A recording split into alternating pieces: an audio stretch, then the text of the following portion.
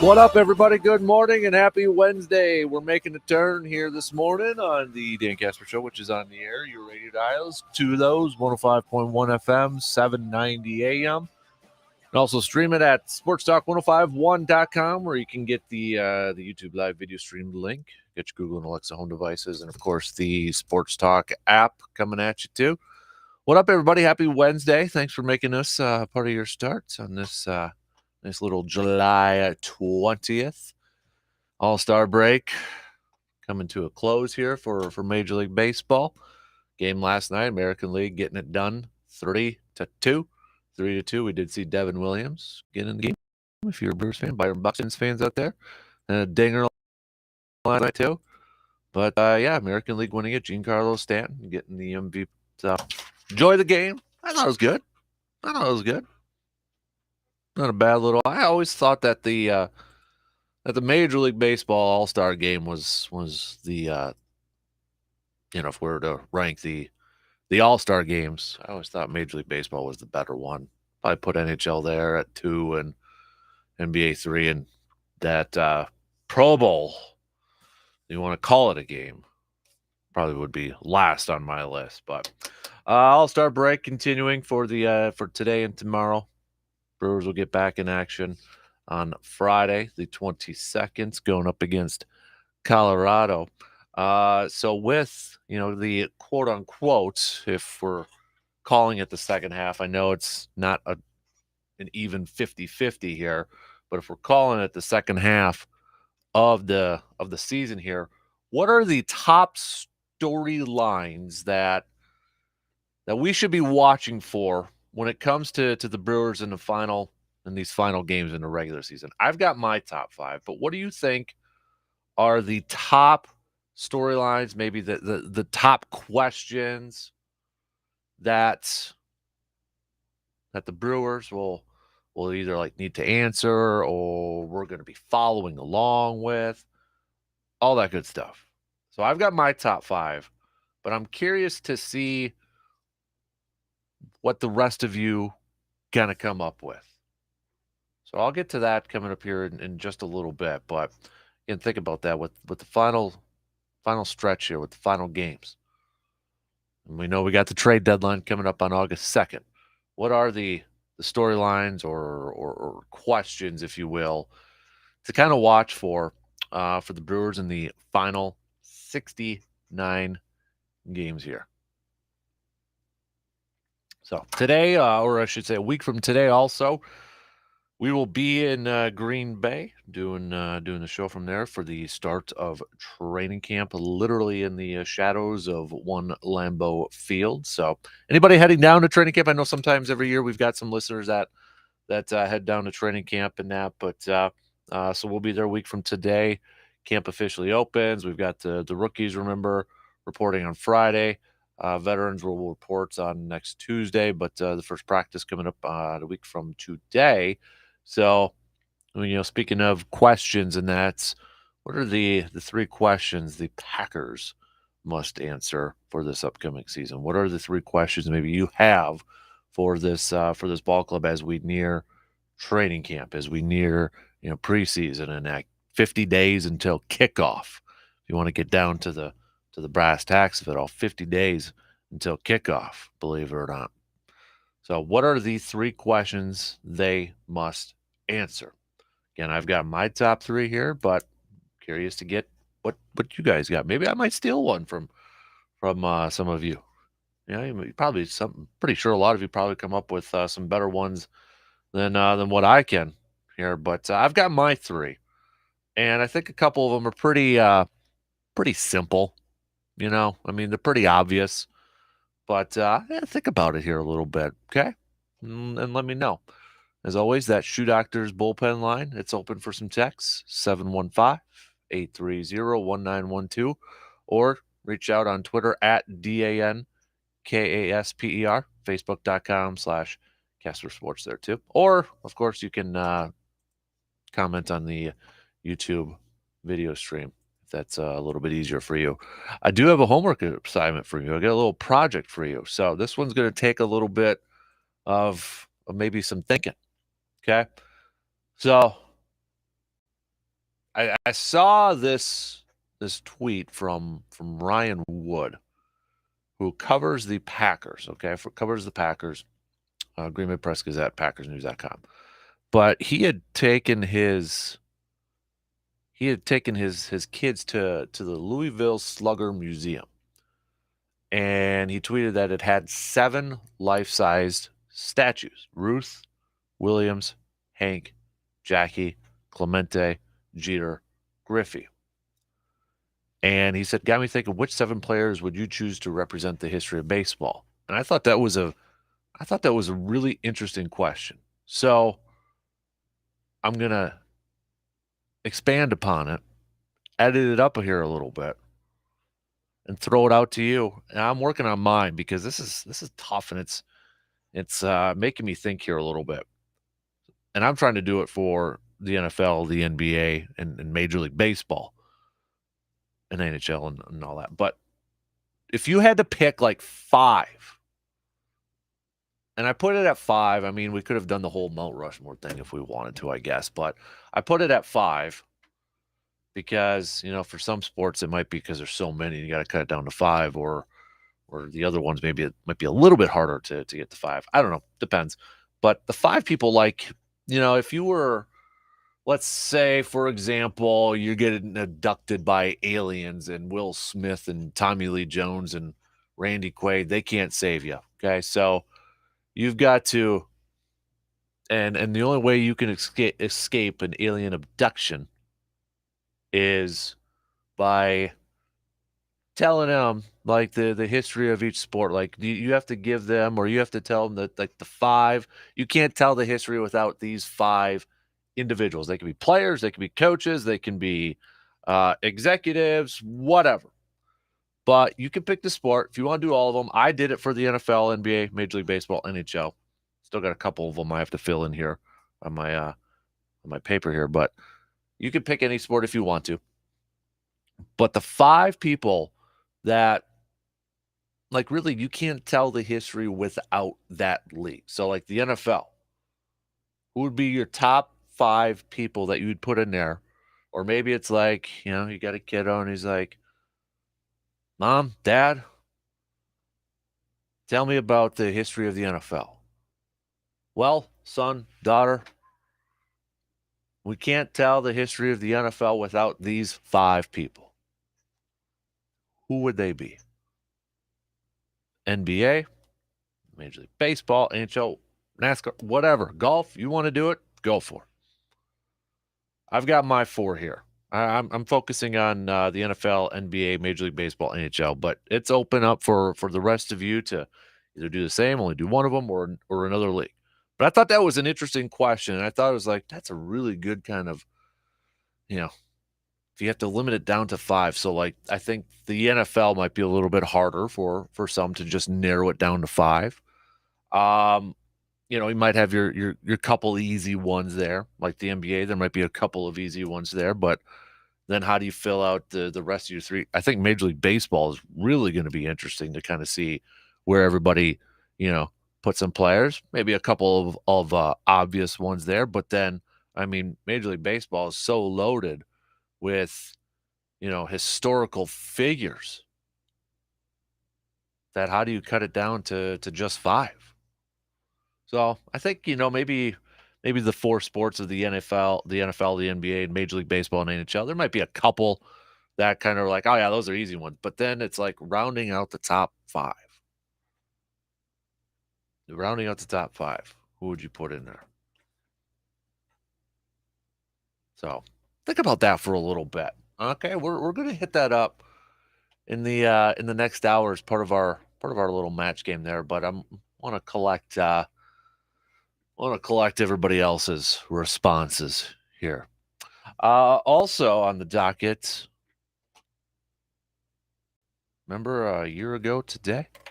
You guys remember a year ago today? It was Bucks, right? Championship. Remember that? It's hard to believe it was like a year ago, right?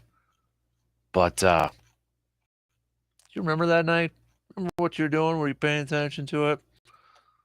Because, for Wisconsin, a little bit since many fans maybe celebrated an NBA championship or, excuse me, a championship for professional sports. I remember that night. That was a long night. A long night. Yeah, July 20th, 2021. Bucks closed it out, 105-98. That was a fun night, though, too. Holy moly. Busted out a little victory scotch and all that, and it was a good night. But a year ago today, Bucks won the championship. And they do it again. Can we do it again? Just I saw that pop up on Twitter, so I had to make sure and remind everybody out there that was a year ago today that the Bucks pulled off that championship. So I threw a lot at you this morning. Want to get your brain flowing, kind of thinking here a little bit and all that good stuff. So got a little bit here to think about some of the questions, top 3 questions the Packers must answer as we begin training camp 1 week from today. The top 5 storylines to watch for the Brew Crew in the final regular season games here. That's where we're going to lead off things here this morning on that Wisconsin Credit Union opening drive. All-Star game is in the books. Now we start to focus on the second half, the quote-unquote second half of the season. But what do you think are the top storylines or maybe the top questions for the Brewers to answer in these final games? I've got my 5 questions. Maybe some of ours are the same, but maybe some of you have something different that I think might be a better question. But I'll hit up mine, but I want to hear yours. Hit me up with some text, tweets, Facebook messages, posts on the YouTube stream, whatever you got, okay? So we'll take that break, and then coming up, we'll kick things off on Making the Turn Wednesday. Don't forget, get your stock reports in, too. But talking a little baseball after these words. Dan Kasper Show will be right back after these words.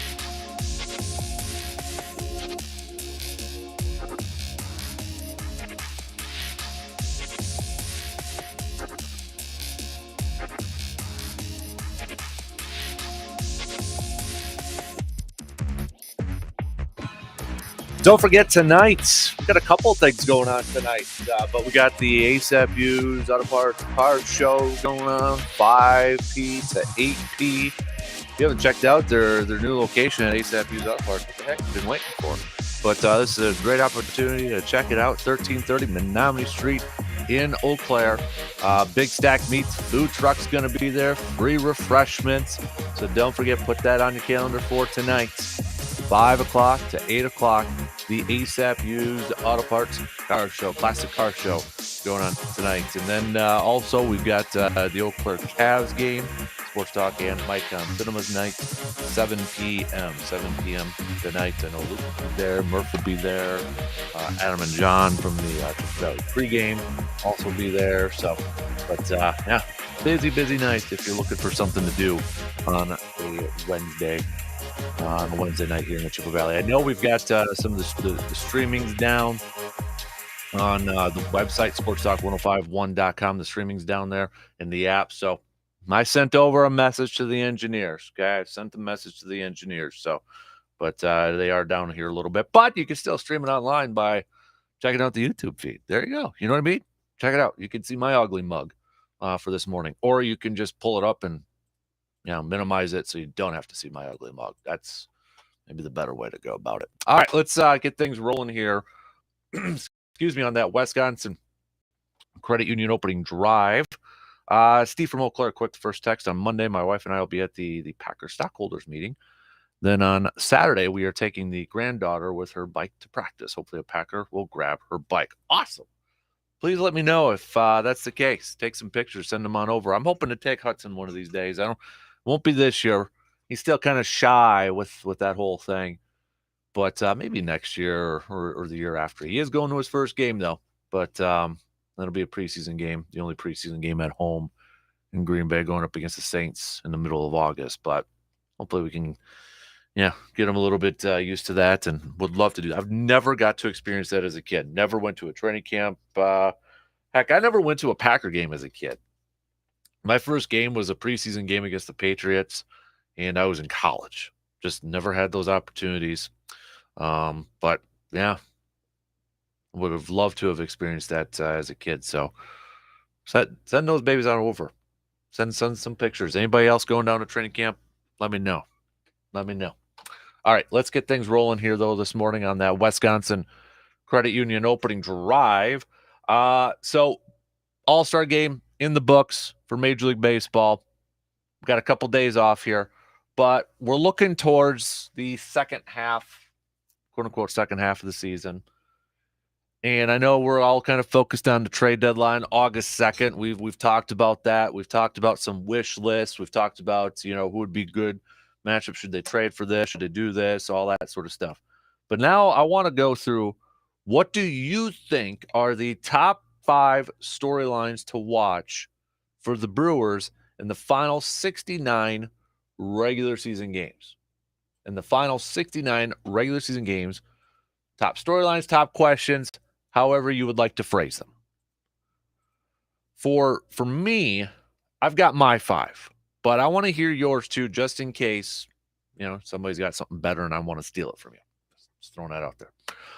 One, I think it's pretty obvious, and maybe a lot of us will have the same one.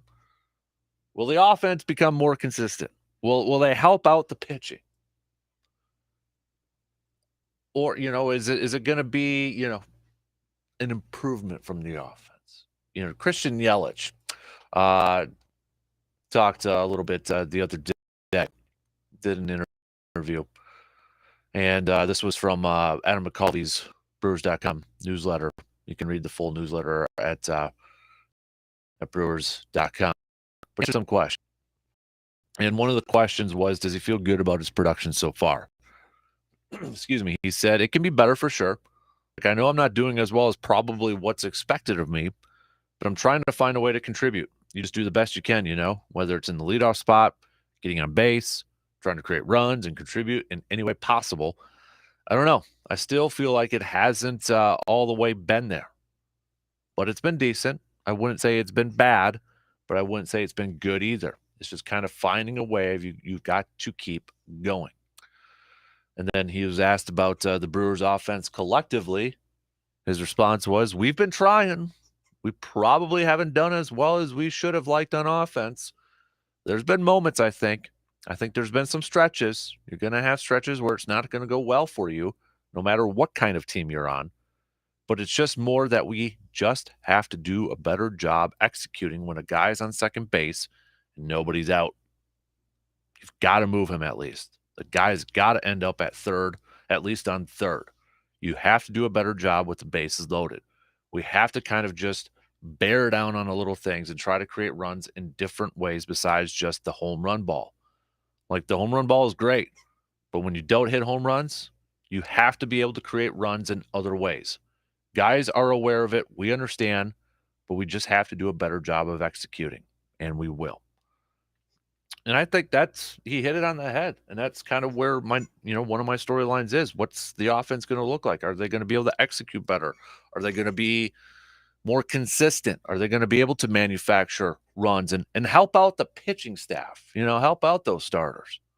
We've got all the confidence in the world in Corbin Burns and Brandon Woodruff and that, but can the offense help them out a little bit more? And speaking of that offense, my second question would be, is there going to be a surge from somebody or maybe a couple players in these final 69? Like, who's going to be that offensive threat? Like, will somebody kind of get on a run here? Will it be a Christian Yelich? Will it be a Rowdy Tellez, an Andrew McCutchen, a Willie Adames? Is somebody going to go on this offensive surge in the second half and kind of be that main threat in the lineup? Could it be a couple of different hitters? Who's going to go out? Who's going to be that offensive threat? Who's going to go on that run in the second half? Can it be a couple guys? Maybe it's somebody that's currently not on this team. And that kind of leads into my third question. What kind of trades will the Brewers make? Will they make any? I feel like they're going to make moves. I feel like they're going to make at least a couple of moves. I don't think it'll be the one Soto trade or anybody like that, but I feel like they realize, okay, we need a little bit of a influx in offensive talent. We need a little bit more depth in maybe the bullpen there. But what are those moves going to be? And are they willing to perhaps pay a little bit more? And what I mean by pay a little bit more, put together trade packages that, it was a lot to get that person. But, that window for the Brewers this year, next year, with that pitching staff, maybe they're thinking, all right, let's go for it. Try to go for it. So we're willing to maybe spend a little bit more or give up a little bit more. I mean, kind of look at it. I mean, we all know the contenders.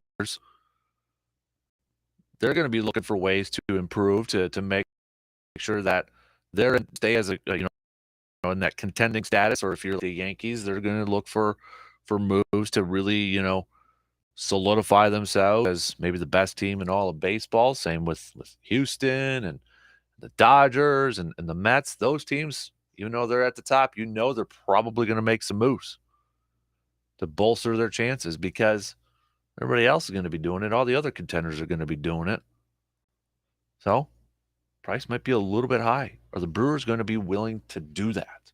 They're going to be willing to send some of their top prospects. Do they feel like they're just a couple of players away from competing for a World Series championship? Do they feel like they're just a couple players away from, if they're matched up with the Mets in the postseason or the Dodgers in the postseason, that they can take them down? Maybe the Yankees or the Astros in a World Series? What kind of trades will the Brewers make? 4, how will Josh Hader bounce back?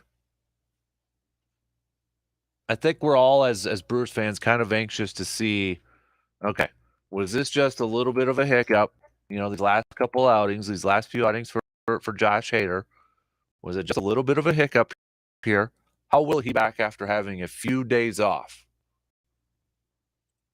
Will he get back to being the Josh Hader that we saw at the beginning of the season, where he was literally lights out and unhittable, and you couldn't, darn it, hit on him? I know I'm anxious to see it. We're all just kind of like holding our breath, and that's the thing, is like when Josh Hader makes his first appearance back, especially if it's in a save appearance, a save role, I think we're all going to be kind of holding our breaths. Just like crossing fingers, holding the rabbit's foot, maybe saying a little quick prayer to the baseball gods up there. But you look at his last couple outings, that Giants game on the 15th, 6 earned runs in that inning. Minnesota the 13th, 3 runs from that home run shot. I mean, his last 7 appearances, he's 0-3. 0-3. Does have 3 saves, but 0-3 with 12 earned runs. 20.25 ERA.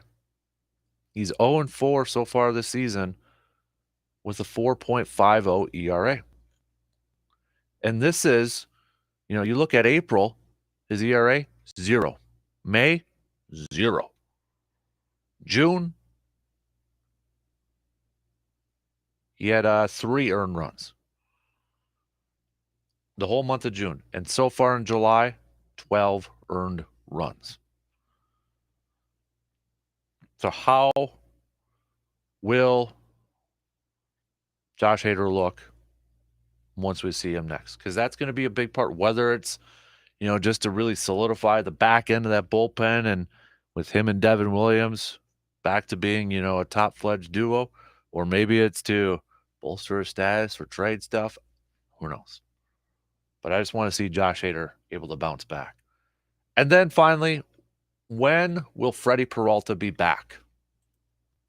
When will we see Freddie Peralta back in the Brewers lineup?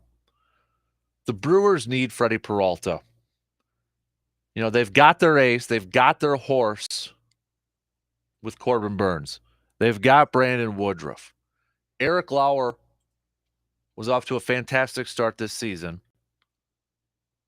I mean, at one point we were talking about, is he like the second best pitcher on the staff, early part in the season.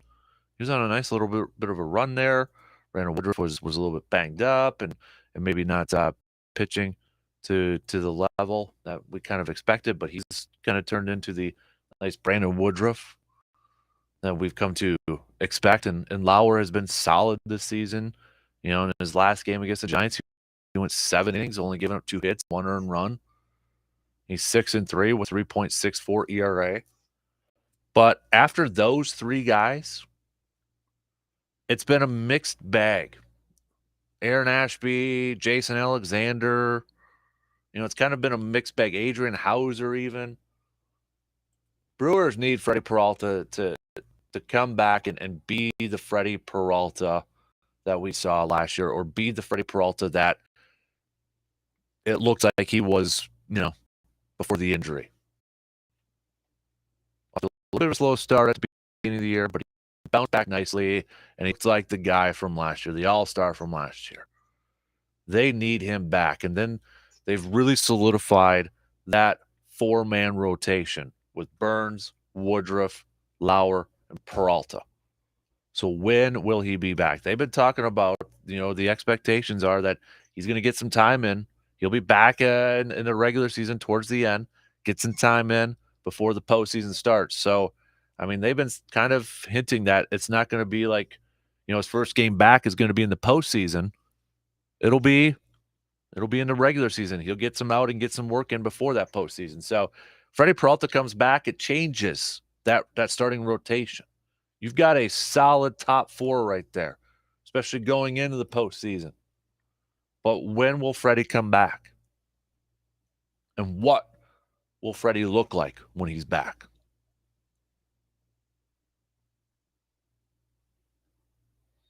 And then maybe an honorable mention question on there too is, speaking of Freddie Peralta and that, the overall health of the team. Will they be able to get healthy back with that pitching staff? Will some of their guys on the, everyday position players, will they be able to stay healthy? Will they be able to avoid any major injuries in the back end of this regular season going into the postseason? Will they be able to avoid any of that? Will they be able to stay healthy and not miss any big time contributors? That I'd probably throw that in as an honorable mention. Top 6 questions or top 6 storylines for the Brewers heading into this final 69. So those are mine. Those are my top ones. Again, to kind of quickly recap, will the offense become more consistent? Will they be able to execute better? Will they be able to help out the pitching? Who's going to be an offensive threat? Is it going to be one player? Is it going to be a couple players? Will there be an offensive threat? Maybe it's somebody that's not on this team. And then speaking of that, what kind of trades will the Brewers make? I feel like they're going to make moves. I feel like they're going to make a couple of moves here. I feel like they're going to bring in a bat. I feel like they're going to bring in a pitcher, whether, probably a bullpen, maybe a couple of them, maybe a couple of bats. But I feel like the Brewers are going to make a couple of moves before that August 2nd trade deadline. I feel like they're going to. How will Josh Hader bounce back? Will he bounce back? And then when will Freddie Peralta? It's like Freddie Peralta watch. When can we expect him? Because he's going to have a couple of rehab starts before he's going to be with the ball club. But they keep saying that they expect him to get some work in before the postseason. So we could do the math. Couple weeks at rehab, maybe a couple rehab starts there, and then a couple weeks left of the regular season. But it's Freddie Peralta watch. And then, speaking of that, the health, the overall health of the team. Will they be able to stay healthy for these final 69 regular season games? Anybody else have any other questions? Hit me up with some text. Other storylines that you would add to this to the Brewers?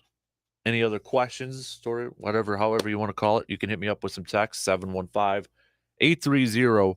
715-830-1912. All right, coming up next, we'll take a quick break here. But coming up next, the top 3 questions that the Packers must answer. We're 1 week away from the opening of training camp, practice number 1, numero uno. What are the 3 questions the Packers must answer? I've got my 3. 2 are pretty obvious. 1, maybe not so much. But if you want to send those on over, your picks on over, you can do so. And don't forget your summer school project. The 5 people to represent each sport. Like if you had a kiddo coming up to you saying, "Mom, Dad, tell me about the history of Major League Baseball." Well, daughter, son, you can't talk about the history of baseball without talking about these 5 people. Coaches, players, executives, commissioners. It's open. Or an alien abducts you, and the only way you can be released is that you got to give them a history lesson in the NBA. Well, we can't talk about the history of the NBA without these 5 people. You can do any sports you want, how many other sports you want. I'm curious to get where everybody's thoughts are on that. Take a quick break. Check out the texting line, see if we got anything in there or not. I think we should. Probably should. All right, quick break. We'll be back in just a few minutes talking a little green and gold. Top 3 questions that the Packers must answer 1 week from today. Training camp opens. Football season opens.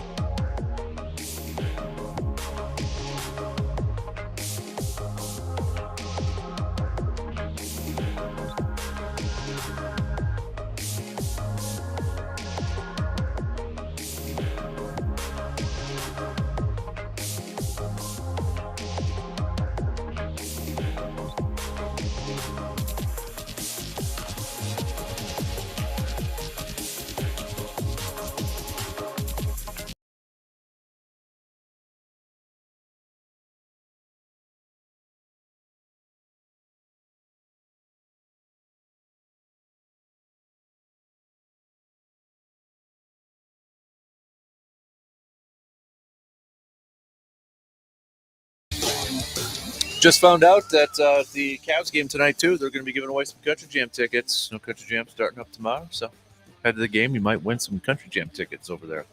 That'd be kind of cool, right? Hey, don't forget to sign up for our Fantasy Football League. We still need just a few more, or heck, we'll take a lot more if we want to. We got a few more days. We'll keep that sign up open. All you got to do is head to sportstalk1051.com, click on the Nation tab there, and you'll see the sign up. It's free, so don't worry. We'll work on giving away some stuff towards the end there, but we're going to have a few leagues up.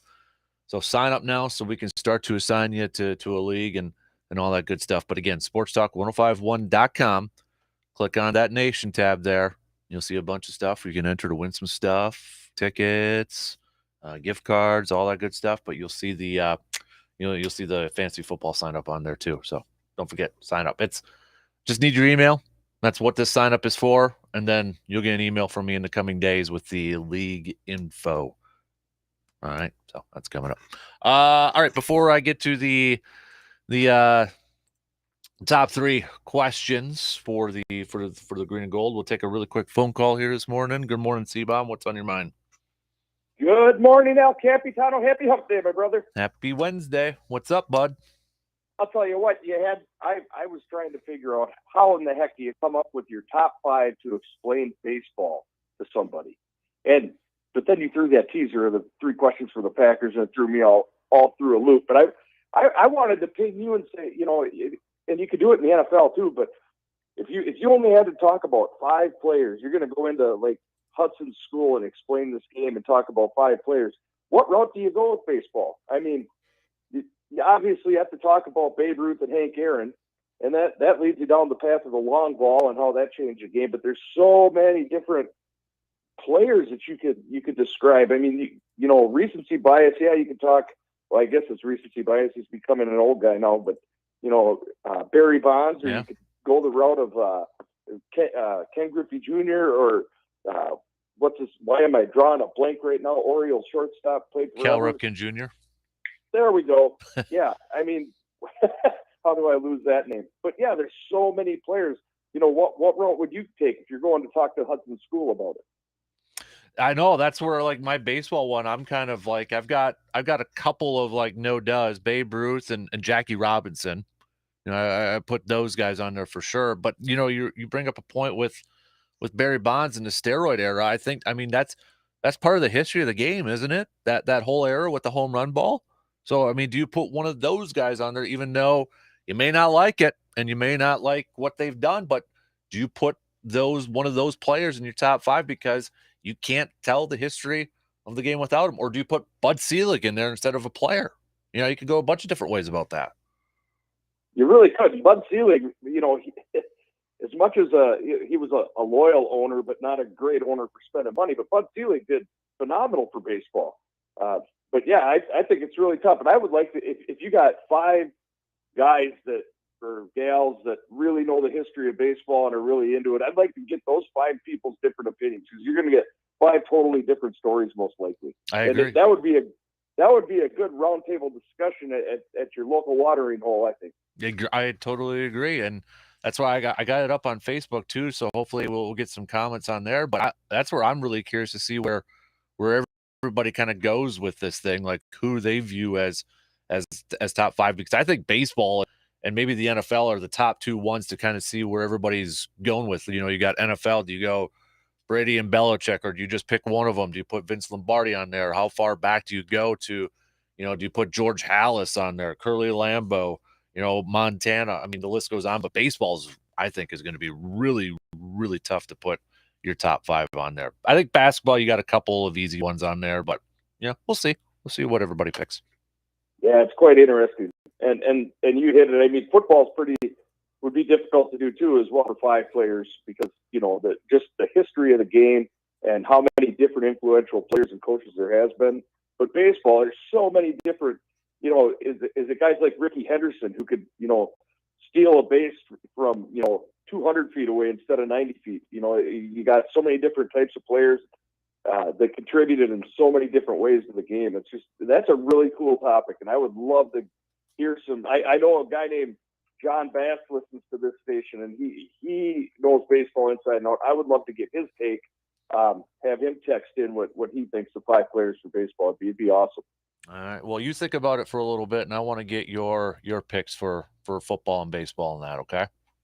Right on, my brother. I'm looking forward to these top 3 picks for the Packers. We will talk later. Thank you for having me, buddy. You got it. Thanks, bud. There's C-Bomb hopping off on the Shoe Doctor's bullpen line. So, all right, you got your homework assignment, peeps. Get those babies on out. I got an email from our engineer saying that the streaming in the app should be up now.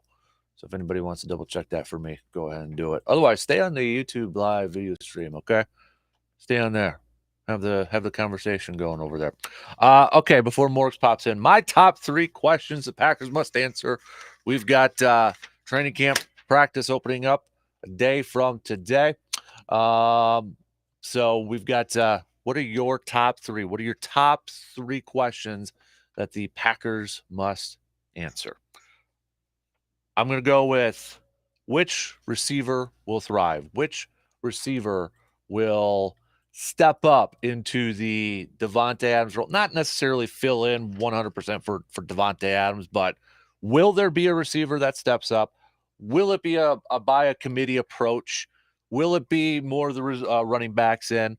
I mean, we can kind of maybe make it more general with this question and just say that, well, how will the offense look without Devontae Adams? But I think a lot of us are looking at like there's so much unknown surrounding the wide receiver position that we're curious to see who are going to be maybe a couple of guys that are going to step up. What's Sammy Watkins going to look like? What's Christian Watson going to look like? By the way, Christian Watson has yet to sign his contract. Could Dubs be maybe a hidden gem on there? Bobby Tunyon with his health, can he come back and be a red zone threat like he was a couple of years ago? Alan Lazard, can he develop into that number 1 wide receiver? So number 1 question for me as training camp gets set to open a week from today, that receiver position, who's going to be stepping up and being like a number 1, number 2 guy? Or will it just be a by committee approach and maybe the leading receiver on his team's only going to have like 800 receiving yards on there? Number 2, will the defense play up to its potential? We're all excited about this unit. They got a bunch of studs on there. Will they play up to that potential? Right? There's no excuses. I know we're putting, maybe a little bit on the rookies, the Georgia rookies and that, but I mean, we know we got a stud in Kenny Clark. We know we got a stud in Rashawn Gary. We've got another solid edge rusher in Preston Smith. We've got an all-pro in Devondre Campbell, Jair Alexander, Adrian Amos, Eric Stokes. The potential is there to have a fantastic defensive unit. Can it play to its potential? Can it play to its potential? So those are the easy ones, right? But my third one is, can this team, and I'm talking coaches and players, can they step up in big moments in the postseason? Do they have that clutch gene? We've seen them do it in the regular season for the last couple of years, right? We've seen them go out there and, like it was the San Francisco game last year, game-winning kick. We've seen them be able to do that. But when it comes to the postseason, can they go out there and have those clutch moments? Can they win those playoff games? Can they step up in the big moments in the postseason? That's my third and final question. It's awesome seeing these great moments in the regular season. It's awesome seeing these other, these game-winning kicks in the regular season. But I want to see some postseason clutch performances, postseason big-time performances. Can they step up in these big moments?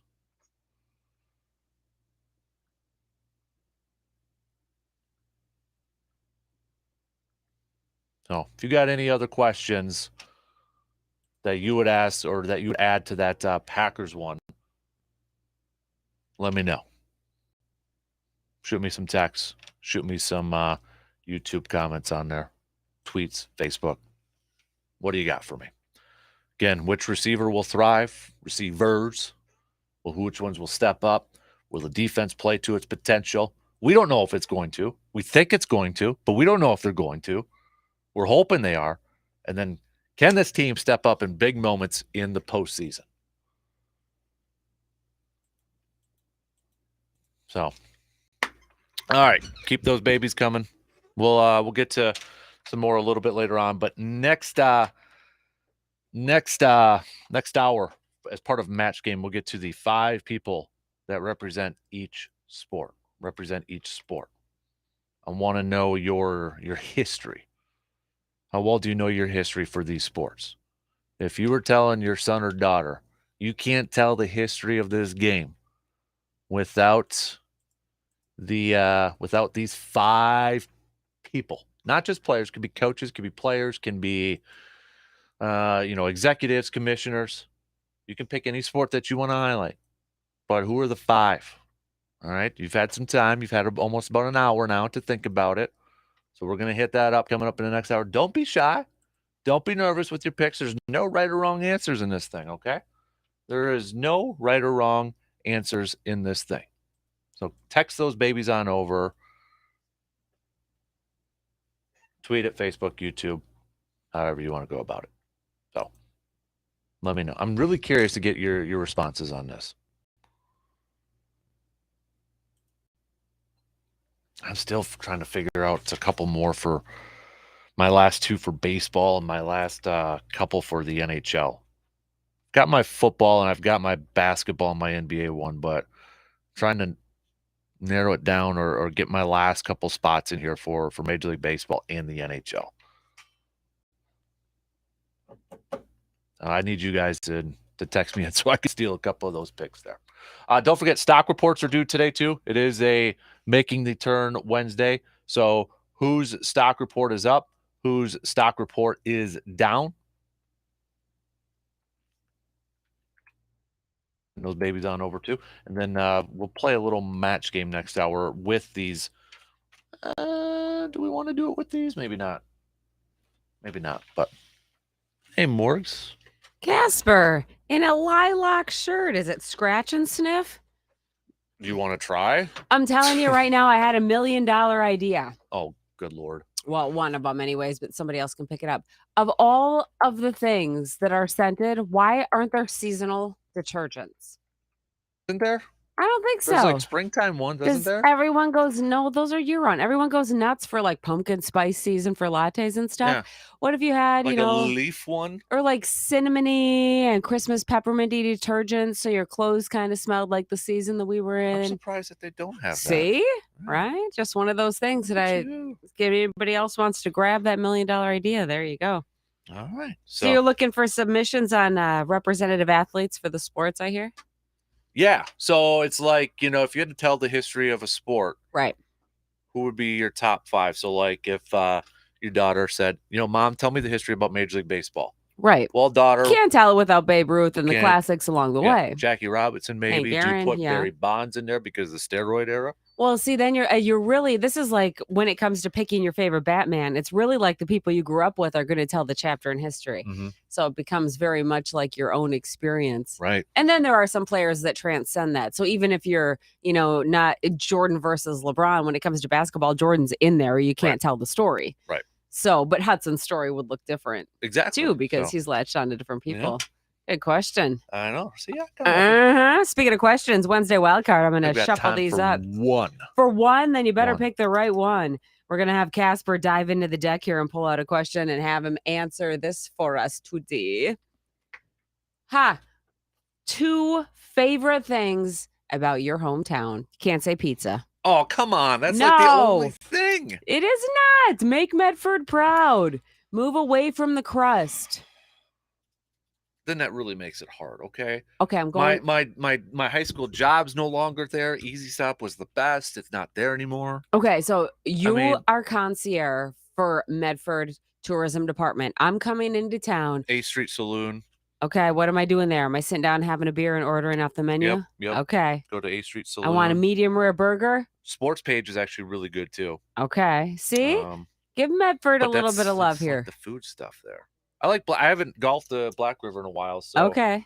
Maybe I'll go just because of the memories. Black River Golf Course. 9 or 18? It's just a 9-hole course. Okay. But they got 2 golf courses in town. All right. So you're doing a 9-hole game of golf, and then you're going to stop in at the Sports Page. Is that how that goes? Sports Page in 8th Street. Okay. See, no. I haven't been to Medford probably in 8 years, 5 years. Get back there. I don't got anybody over there anymore. It's time to go back home. Play the courses. Get a burger. I'd like to do the show from there one of these days. There you go. Somebody's got to step it up and say you can come over and do it. A little hometown pride in the Medford area. All right, Morgs. Thank you. Hey, anytime. WAYY Eau Claire. W286CK Eau Claire. Sports Talk 105.1, 790 AM. Sports Talk 105.1 with the very latest local news. Well, it will be probation and community service for one of UW Eau Claire's students who threatened a, quote, revolution last spring. A judge yesterday sentenced 20-year-old Alexander Bartel for his role in the threat case from April, saying he and a friend were bored and took it too far when they threatened an armed revolution targeting Republicans in Eau Claire. He made the threats on an anonymous social media app, and the judge said if Bartel completes his community service and doesn't commit any new crimes, the terror charges against him will be dismissed. Looking into other headlines across the state, the murder of a young mom in West Allis is looking like a domestic situation, but police yesterday arrested a 25-year-old Milwaukee man for Monday's killing of 24-year-old Ninashka Lazada. Detectives found her dead in a backyard on 72nd and Greenfield Monday afternoon. Police say the suspect and her knew each other and shared a domestic relationship. Lazada leaves behind 4 children. Looking into other headlines across the state,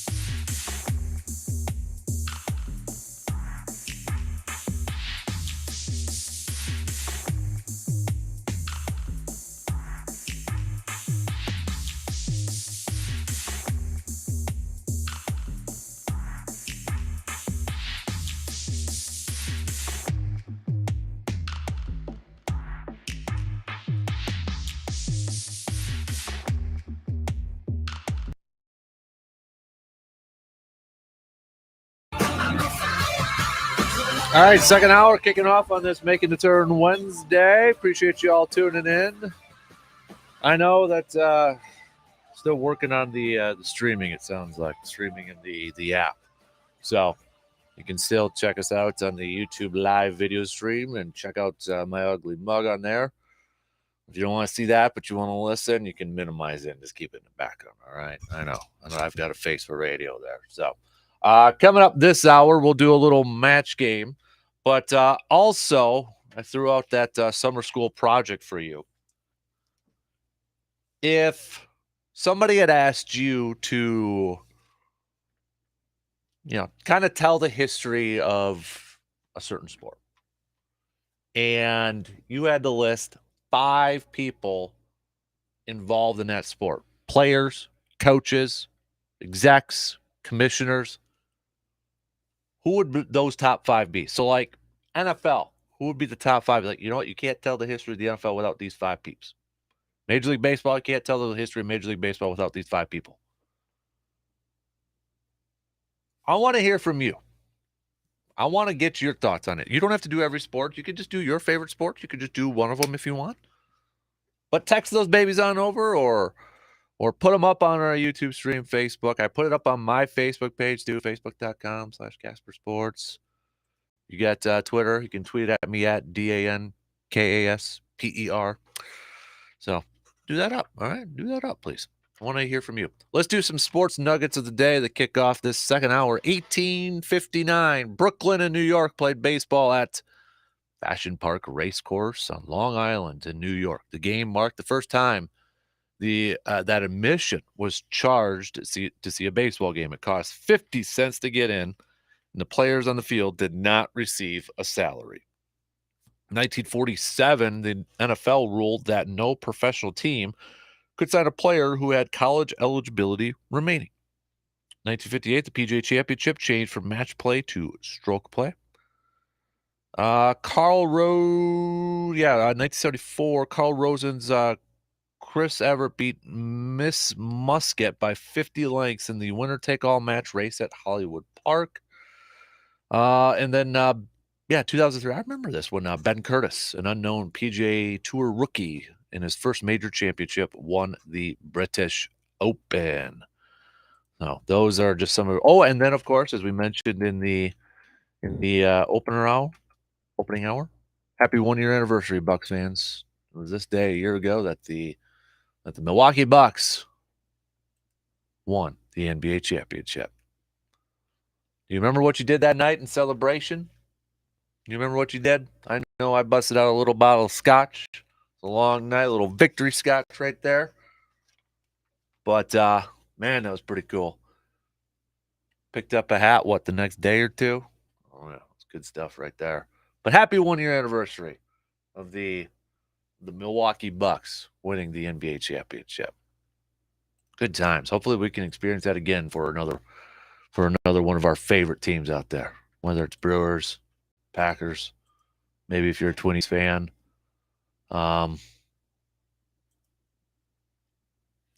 Bucks perhaps too, but good to go through that again.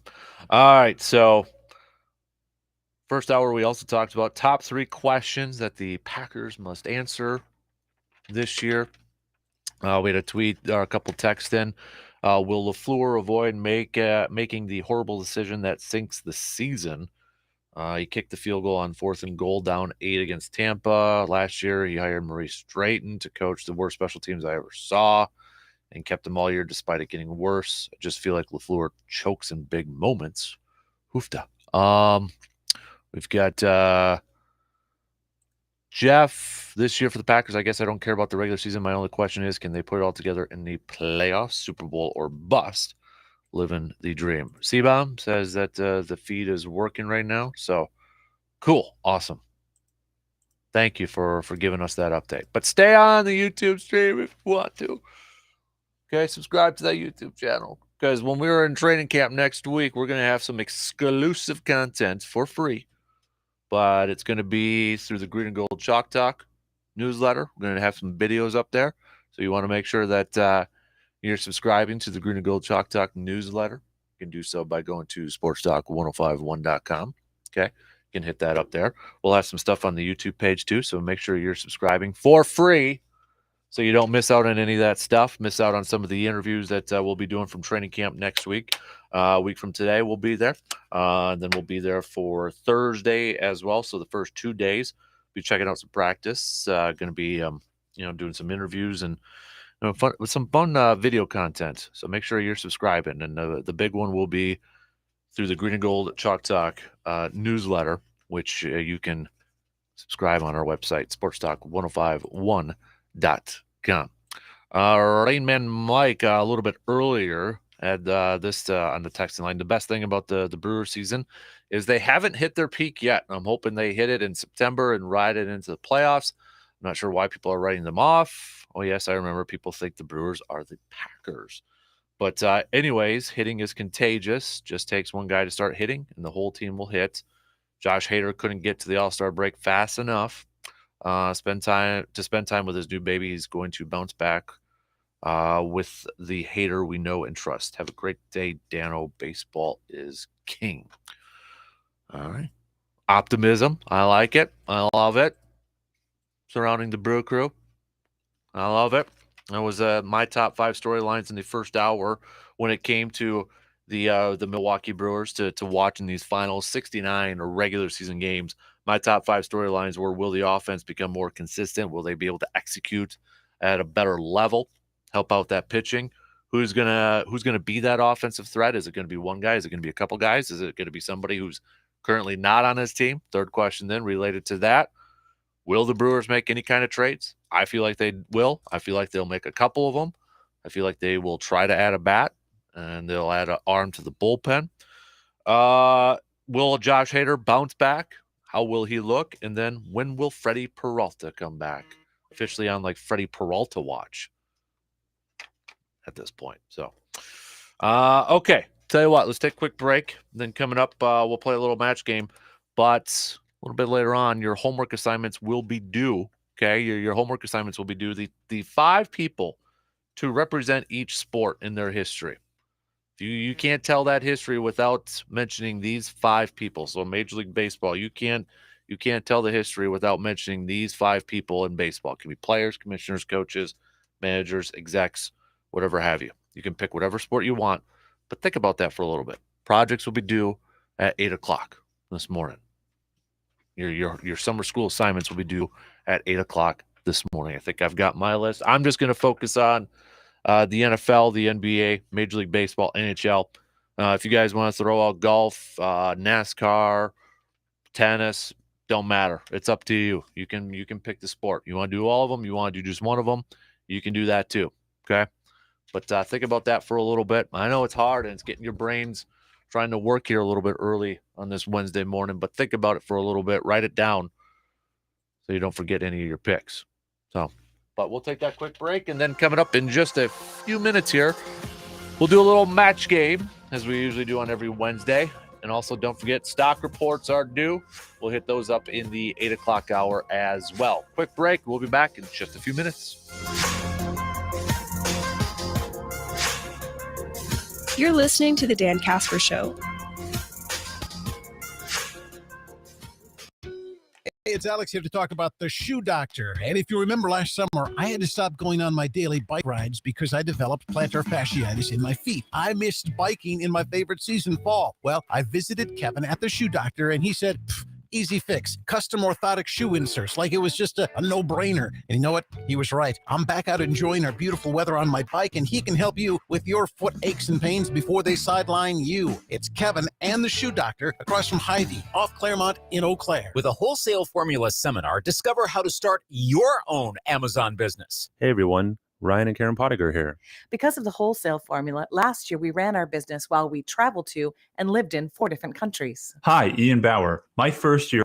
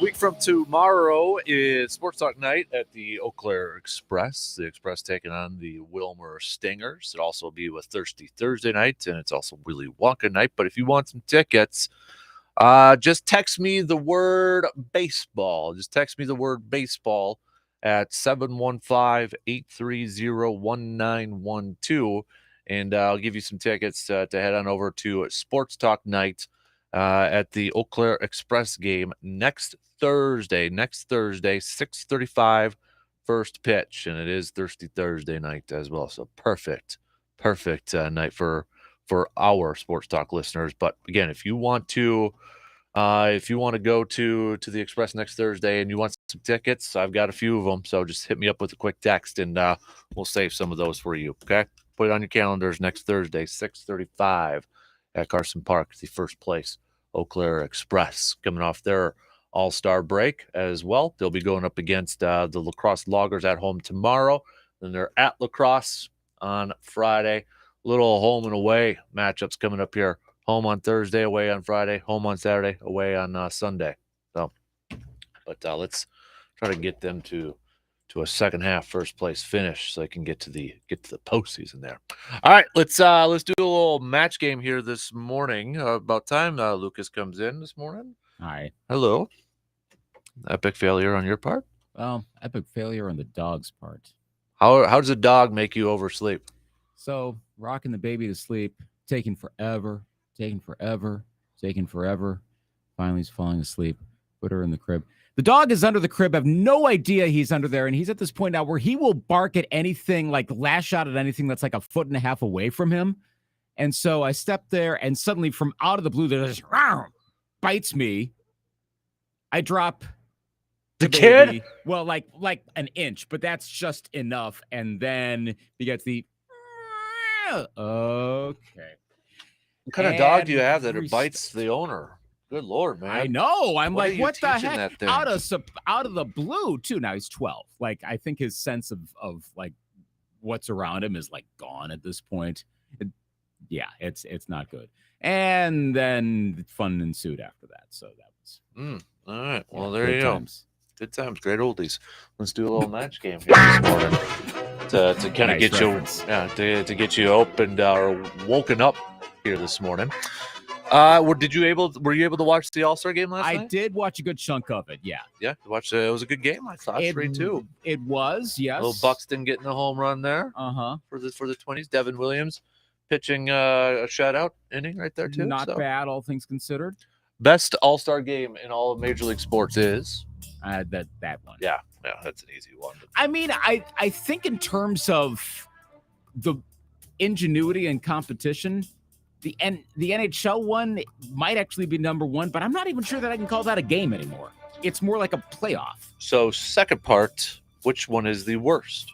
Is it still the Pro Bowl? Yeah, these are pretty easy. I mean, just which one of these All-Star games could be fixed? Do you think like you think it could easily be fixed so it could be at least entertaining, or are we making too much of it because it's just supposed to be for the kids, for the younger fans? Yeah, that's a good question, because it is all of this is exhibition. For as much as anyone would get upset about anything involving the home run derby or the All-Star, whatever, it's an exhibition. It doesn't count. But you also have to factor in ratings, because then that involves advertising. That's where it gets all like where the money really does matter, right? So I would think the Pro Bowl, because it's turned the most into a bunch of guys just like either standing around or running around, whereas there seems to be a defined flow to everything else. The All-Star game, the baseball All-Star game actually seems like a baseball game. Hockey, they've done something totally different, and that's working.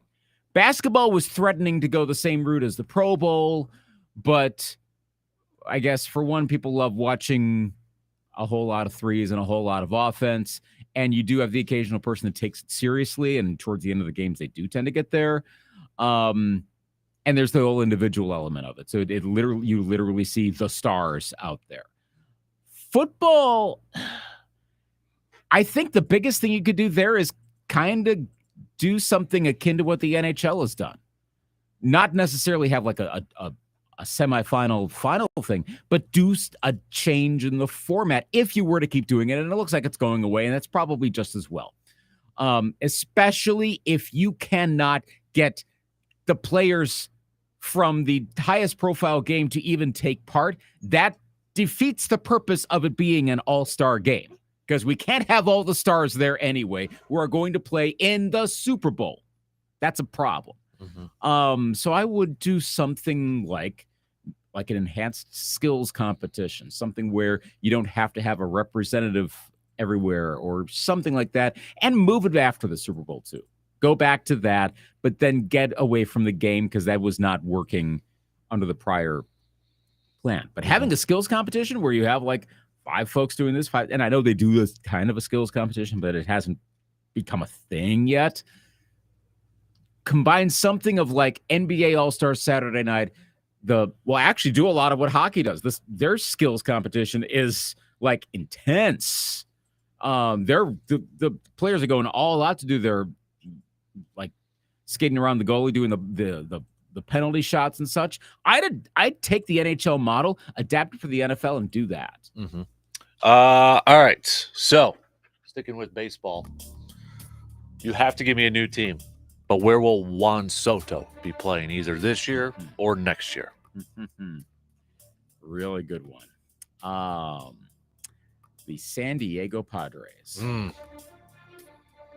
Yeah, Fernando Tatis and Manny Machado and Juan Soto over there, huh? Oh, gosh. On paper, that looks incredible. But trying to keep pace to the Dodgers. How many times does the on paper, oh my gosh, team never quite pan out? Like, you totally know they're not going to have all 3 on the field at the same time. I don't know what's going to happen to something.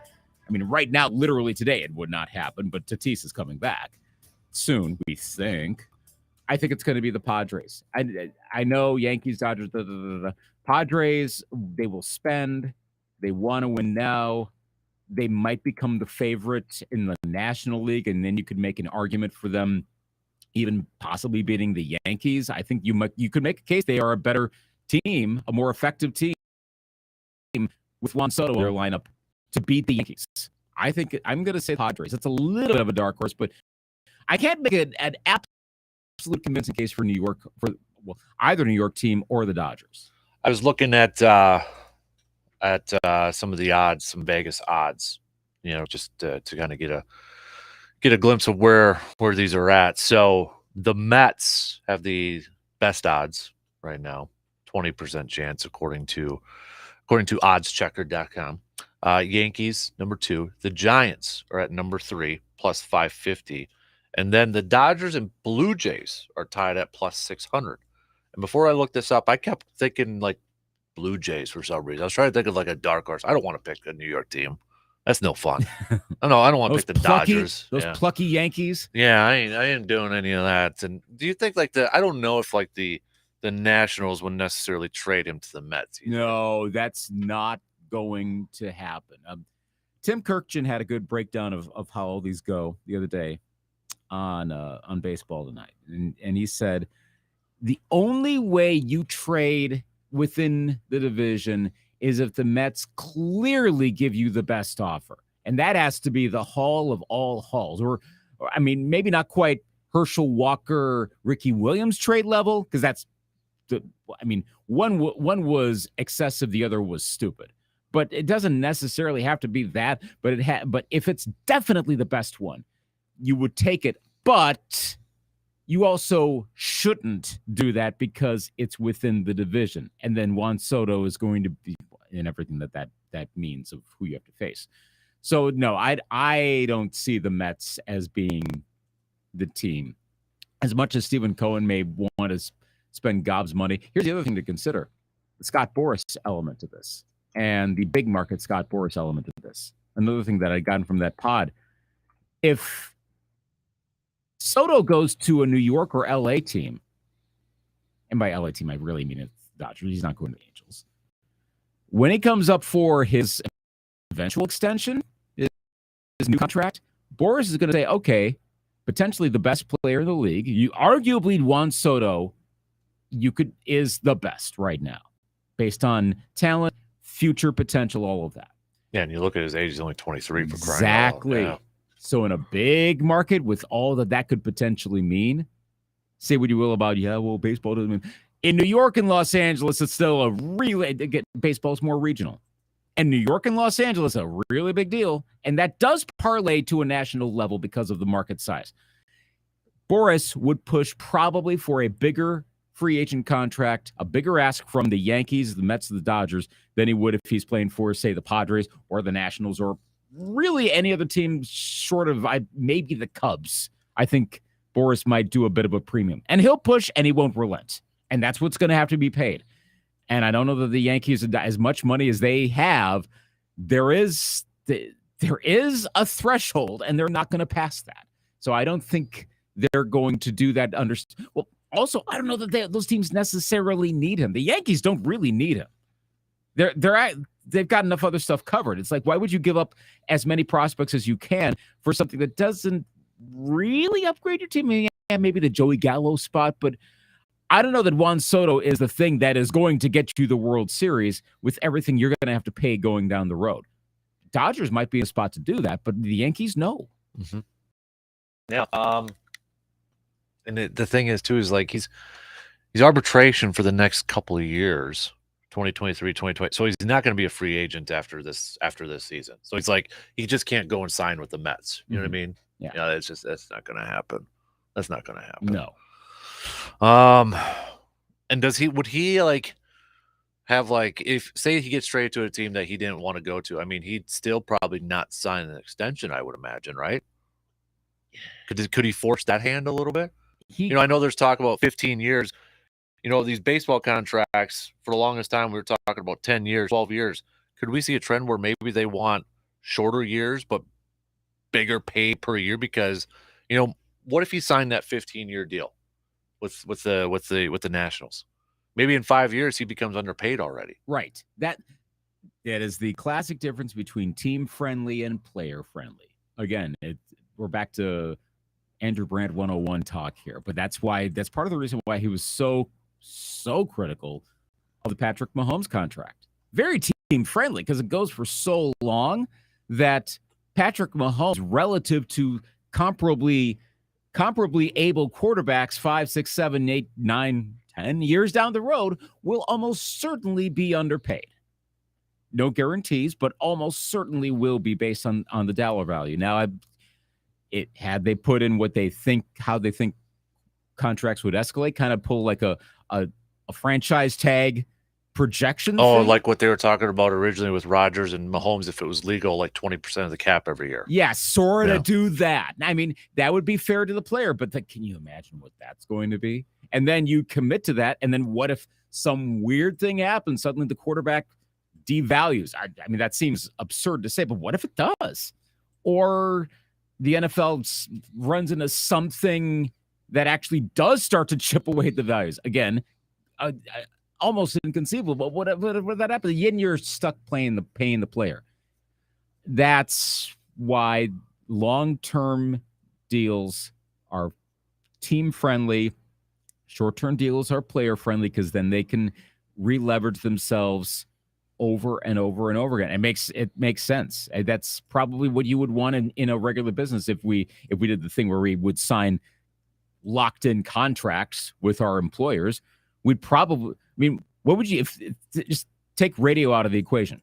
If you are working at some other business, would you rather say, I have to commit to 10 years at this amount, or I'll work at this place for 2 years for maybe a higher amount, and then we'll see how it all goes? What would you rather do? Probably the 2-year. Yeah. I think almost any of us would do that. Yeah. I mean, unless we were worried that they would fire us after like 2 years. But here's the thing: if you really, really, really, really, really like where you work, I mean, then you'll take the 10-year deal because what would you? Because you don't know who's going to be working there in 10 years. Right. Maybe your awesome boss has moved on and some jerk has come in, but you're stuck. So that's totally a team versus player friendly thing. I'm not surprised Soto said no in the 15-year thing because, man, that is a lot of baseball. Still, as a 23-year-old, to say no to $440 million, that still had to be like, gulp a little bit right there. Yeah. I mean, 23, I graduated college at 22, so put that in perspective. But he's already a few years removed from winning a World Series. And he's making $17 million this year too. So I mean, Soto's young, but I don't think of him as a young player. He feels more like a veteran right now. It's just that he got so good so early, which is we're seeing more of that, but that's still rare. Soto's a comet right now. He's played since, he made his debut in 2018 for crying out loud. So, I mean, yeah, he played in 116 games in 2018, 292. I mean, he's played his 5th season already. Yeah. So I don't blame him for doing that. Not at all. Still, it's easy for us to say, but still, like if somebody offered you $440 million, that'd still be like, ooh, yeah, okay. I mean, of course, we would I would be stunned if anyone listening right now has ever been in a position where they would even get double-digit, $1 million, much less triple-digit, $1 million. So So what you're saying is our listeners are just the common people. We are the common people. We are the proletariat. Yes. As far as you know, sir. We got rich people out there. Could you fund a trip to Lambeau for us, maybe? Yeah, for next week. That'd be nice. Come on. I mean, training camp. You listen to us. You give throw Kasper a bone. Come on, really, man. Help us out. No kidding, man. Okay, so yeah, I don't. So you've got the Padres. Not convincingly, but I'm if I have to make a call that case was laid out on that podcast, and those are baseball folks that know what they're talking about. So I would think, I don't know that they know it's going to, but that's a smart move, I think. I know my first team, I thought it was the Blue Jays. I don't see it happening. I'm going to go West Coast, but I'm going to go Giants. I'm going to go with the Giants. Wow. And they're in the run for Aaron Judge. Yeah. Which I think the smarter move would be, if it's an either or proposition, Soto or Judge, I'd take Soto. Oh yeah, I would too. Yep, 100%. Age, lack of injury thus far, overall, I think overall more talented, which is saying, I mean, we're talking the cream of the crop here. Well, they could get both though too if they really wanted to pull like a Texas Rangers or a Padres thing. With that'd be something. Holy cow! Oh my gosh! I'd almost want it to happen just to see that division beat each other up. The NL West. Those three, and then Colorado and Arizona sitting at the bottom. Yep. It's just Dodgers, Padres, Giants. I mean, wow. That would be something. I think the Giants are. I don't see Soto going to the Giants, but the Giants are going to be a player at some point soon for something. Whether they get Judge, whether they get someone else, I don't know what, but they are good. Remember, they have like one player under contract by 2024. They will have money to spend on some combination of players. Mm-hmm. No, I agree. I agree. So, okay. So let's, you know what? No, I was going to do another one, but I might take a break here. I'm trying to, so I want to do this. Let's take a break because then we're going to do stock reports. Okay. Because I want to give you some extra time to think about the homework assignment since you overslept for class. Yeah. Again. The top 5. Did you hear the question? Yeah. Okay, so you know it. But before we take a break, we got a few of them in here. Living a Dream Jeff for football. He went Lambeau, Hallis, Lombardi, Belichick, and Rooney. Travis from A-Town for the NFL. He went Lambeau, Lombardi, Madden, Bill Walsh, and Steve Sable. Nice. C-Bomb went all players. Remember, C-Bomb, you can do people. That's why I keep saying people. So, but for baseball, he went Babe Ruth, Hank Aaron, Pete Rose, Ricky Henderson, Randy Johnson. Interesting. For football, Lawrence Taylor, Tom Brady, Ray Lewis, Jerry Rice, and Deion Sanders. Interesting. Okay. But yeah, your top 5 people that you can't tell the history without. Let's see how deep in the history wells people get here. Okay. I'm going to have to get my leather-bound books out and my corduroy sweater here for a little history lesson. Change the color of everything to sepia. Yeah. Hello, friends. Would you be my neighbor? All right, quick break. We'll do stock reports a little bit early. Then we're going to give you an extra time to get your school projects in. Dan Kasper Show will be right back after these words. Got a take on today's topics, but can't call.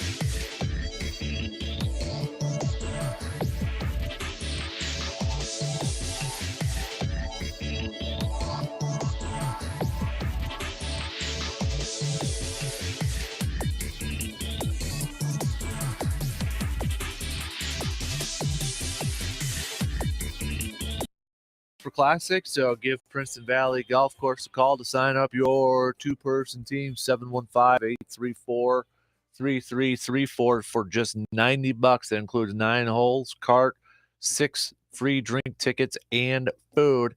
Got a couple of tee time slots there, 10:30 a.m. and 1 p.m. So when you call, make sure you give them which tee time slot you want open.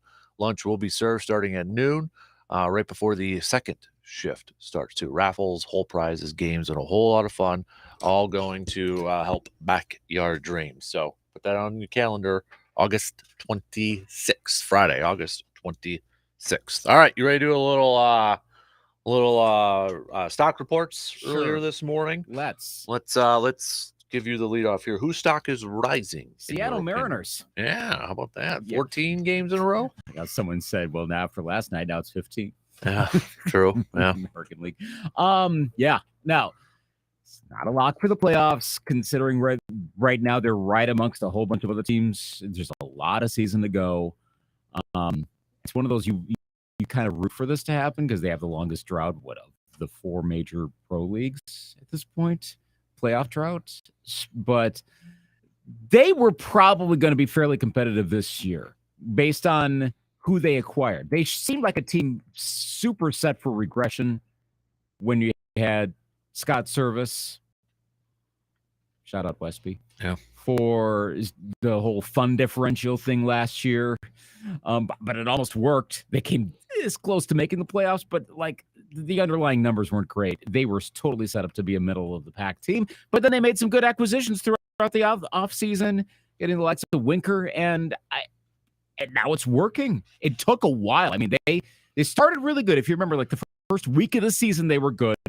They got bad fast. They kind of fell into that mid-glut mode. They're playing really well right now. I think their new acquisitions are coming around. Their defense is really good. Whether that gets into the playoffs, I don't know, but I would jump on that stock at the moment. Even if they're almost certain to lose a game really quickly here, get on that stock. My stock rising, so it's not I'm not saying like I am in support of it, but you can't discredit the people that they're getting to jump over. I mean, Live Tour is getting some people to jump over now. You got David Faraday, probably got Cameron Smith going over there who just won the Open. Charles Barkley, for crying out loud, might be going over there for a bunch of. They're drawing over the people. They're drawing over some big names right now. Stenson's going to go over there. He's giving up his Ryder Cup captaincy to go over there. Not saying I agree with it, but they're getting people to go over there. Yeah, you got to acknowledge that. If I'm the PGA Tour, I'm a little bit nervous right now, or a little bit more nervous. It keeps happening. More people are jumping over there. Mm-hmm. So I mean, I think I'd be curious if do you think Barkley's going to go there? I think he will. I'm not sure how much that's ultimately going to mean. Right. How much do we watch golf for the announcers outside of Jim Nantz? Mm-hmm. And even then, he's calling only a few holes. That's just the nature of golf, is that you have multiple people calling multiple holes. I mean, if Barkley's calling a match, well, I'm kind of intrigued then, but he's have to call like almost the entire match. But then that gets a little bit into comedy. Like it'd be similar to like what they did with the Rodgers, Brady, Mahomes, and Josh Allen. Yes. Don't expect any like deep insight. It's like you said, the comedic. But then they got David Faraday, who would provide the deep insight. Right. You wouldn't have Barkley and Faraday in the same. That's two analysts that would be a clash. That wouldn't work. I think they got to get better. They do have to get better main announcers, but that's the tough part. How do you get announcers out of their network contracts? That's a lot more difficult than whereas golfers can jump. A lot of the announcers, no, they're probably not going to give up other opportunities at the network to go to the Live Tour. Maybe one will. I know Arlo White's already there. He's kind of a name, but it's someone to the level of like a Dan Hicks, someone like that. I don't know if they're going to get to that level. Mm-hmm. But otherwise, yeah, Liv is cleaning up right now. Mm-hmm. All right, stock fallers. Well, Washington Nationals. I mean, a week ago it still looked like maybe they could still sign him, and Juan Soto. I mean, and now no, and so not that this punishes them to what had been Baltimore Orioles levels of ineptitude for the next 10 years, but there goes one of the, in all likelihood, I mean, maybe he sticks around because right now the Nationals are listening, reportedly listening, and put a lot of qualifiers on that. But arguably the most talented player in the game is almost certainly going to leave you. Even if you probably can get a base where you probably get a little better anyway, just because of the it's a dispersed level of talent that they're going to have coming up. And also whatever haul you do get, there's got to be something to it. They're not going to get like 13 prospects and none of them make the majors. But law of averages, you're going to get some good at a minimum players. But that ceiling lowers, I think. And almost never do you pull off the big name for a bunch of picks trade outside of, again, maybe Herschel Walker is one of the only examples of that kind of happening where the other team worked out. Side note also, this is pointed out, look, you'd rather be the Cowboys in that trade. The Vikings actually had a lot of good seasons in the decade that followed. The usual result is you give up all those players and then you gutted your team. And that didn't happen. A lot of that's Denny Green, but he had to have the players too. So the trade is not as one-sided as we think outside of the Super Bowl, but in the generally speaking, it kind of followed the track of the team that gets the big player ultimately succeeded. And ironically, a lot of that was without Walker. It was 92 and on. They didn't even have him. But most times it doesn't work. In this case, it probably won't work. In this case, the other team that gets Soto will be better. The national stock is going to be falling for sure. And especially considering that team is for sale, the value of the team goes down with no Juan Soto. So literally the stock falls. My stock falling is in baseball, but it's Rob Manfred for his comments yesterday about minor league baseball pay. He said yesterday that minor league player said that he rejects the premise that minor league players are not paid a living wage. When asked whether owners can't afford to pay minor leaguers more or simply choose not to, he said, I kind of reject the premise of the question that minor league players are not paid a living wage. We've made real strides in the last few years in terms of what minor league players are paid, even putting to one side signing bonuses that many of them have already received. They receive housing, which obviously is another form of compensation. I just reject the premise of the question. I don't know what else to say about that. In a follow-up, he reiterated, I reject the premise that they're not paid a living wage. Rob Manfred seems to say some interesting stuff. I think was it ESPN a couple weeks ago did that long-form piece about him? Mm-hmm. And I think there was even a comment in there like that Rob Manfred like needs a PR person with him all the time because some of his comments that, he just like sometimes just don't say anything or, just you don't say what you're thinking or whatever, because this isn't going to help matters. Now we're back to talking about, Rob Manfred said something idiotic again as a commissioner. Yeah. So, I mean, it's because it was a day after Senate Judiciary Committee in a letter inquired about the league's treatment of minor leaguers too.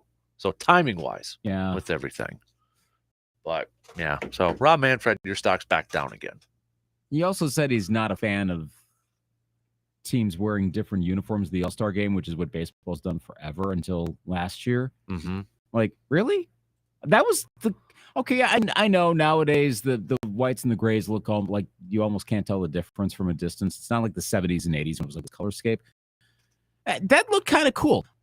I will say, actually, I did kind of like last night's look in a vacuum. If they didn't have the history of wearing your own uniforms, I liked the concept. I was pleasantly surprised by it and on the field. But when he's like, yeah, I don't like that. So basically he's saying, as long as I'm commissioner, we're going to keep doing stuff like this. Which makes you wonder, what are they going to do next year in Seattle? What are they going to do in 2026 when the game's in Philly and they're celebrating it's the 250th. What would that be? Centennial. I'm trying to think exactly what that is. The 250th birthday of America. We're going to get like red, white, and blue mono something. I don't know what, but Gonna have some interesting designs coming to All-Star games. Get ready for that. Yeah. At least he went after the Oakland Stadium. He did. issue. Yes, that does need to get resolved. Yeah. Yes. I mean, it's a long time coming. I mean, come on, this is overdue. I mean, how many stories? There was a picture a few weeks ago from a writer. I don't know if you saw this. Is this the possum thing? Yeah. Yeah. Like they were working like in a media room or something like that, and he looks up and there's a possum through the ceiling looking at them. That's an issue. Yeah. If you're a player, why would you want to go to Oakland and play? Like why would you want to go there? In terms of venue and really behind the scenes venue, well, plus you don't have as many fans in the stands, unless you're like a hardcore history type that takes in everything that the Coliseum has had. Short of that, and there's probably hardly anyone that values it to that degree. Everything else, yeah, why would no? That's got to be addressed at some point, and it just keeps dribbling along. I know there's Las Vegas momentum. I know there are more approvals for something to stay in Oakland. But fix this. I'm actually more frustrated by Tampa Bay. It seems like every time I hear a proposal, I don't read too much into it because inevitably there'll be, and Tampa Bay moves on from, or this deal has fallen through. Not a deal, but this concept has fallen through. Happens all the time. And in fact, I think there was one in like, is it Ybor City or Ybor City, one of the main cities right around Tampa, St. Pete, just like literally 3 weeks ago, was that this was like the new plan. And they said, well, they have decided to abandon this plan. And now they're looking for another. Like, it's like the 18th time this has happened in the last 10 years. Figure something out. Mm-hmm. That's it.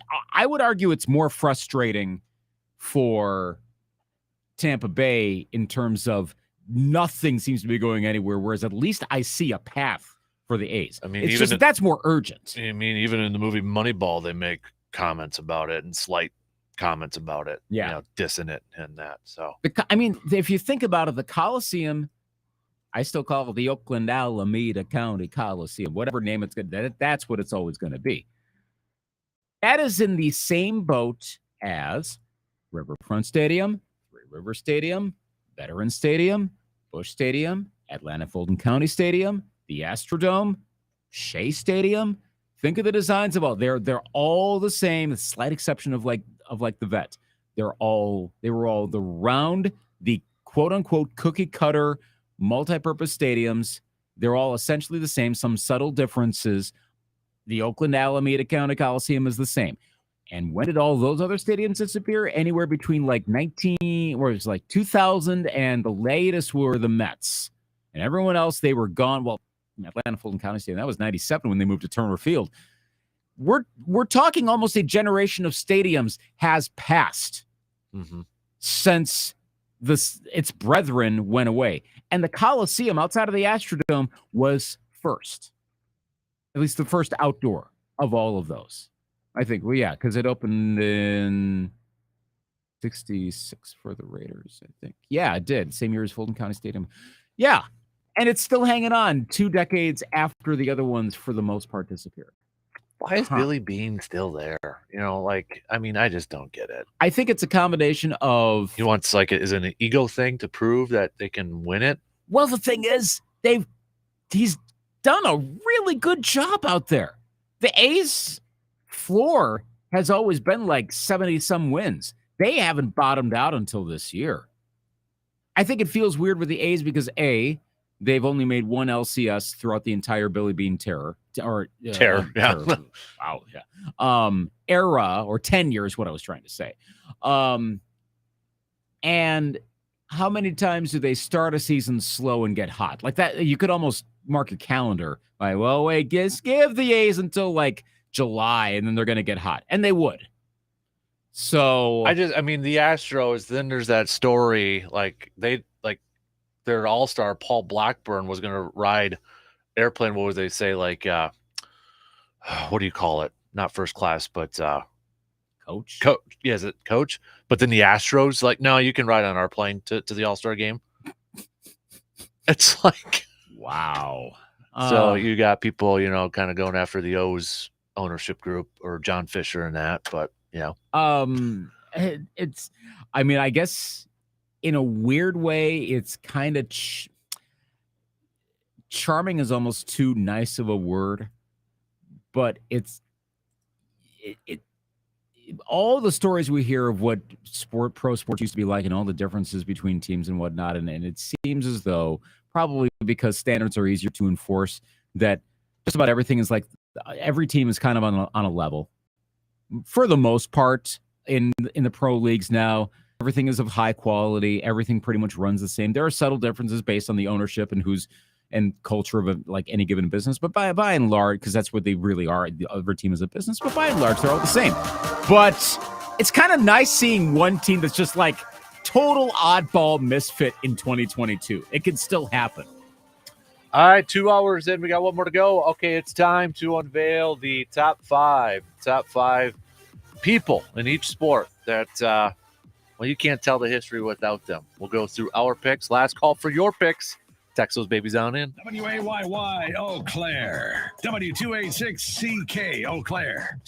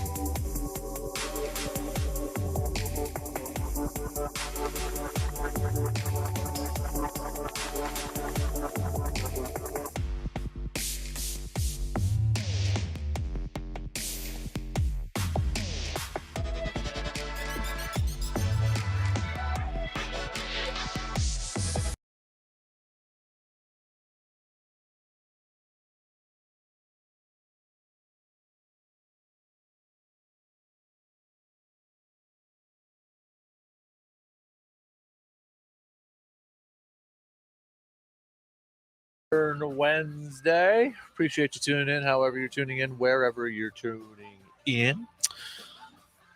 All right. You ready to do this? You ready to do a little history lesson here? Yes.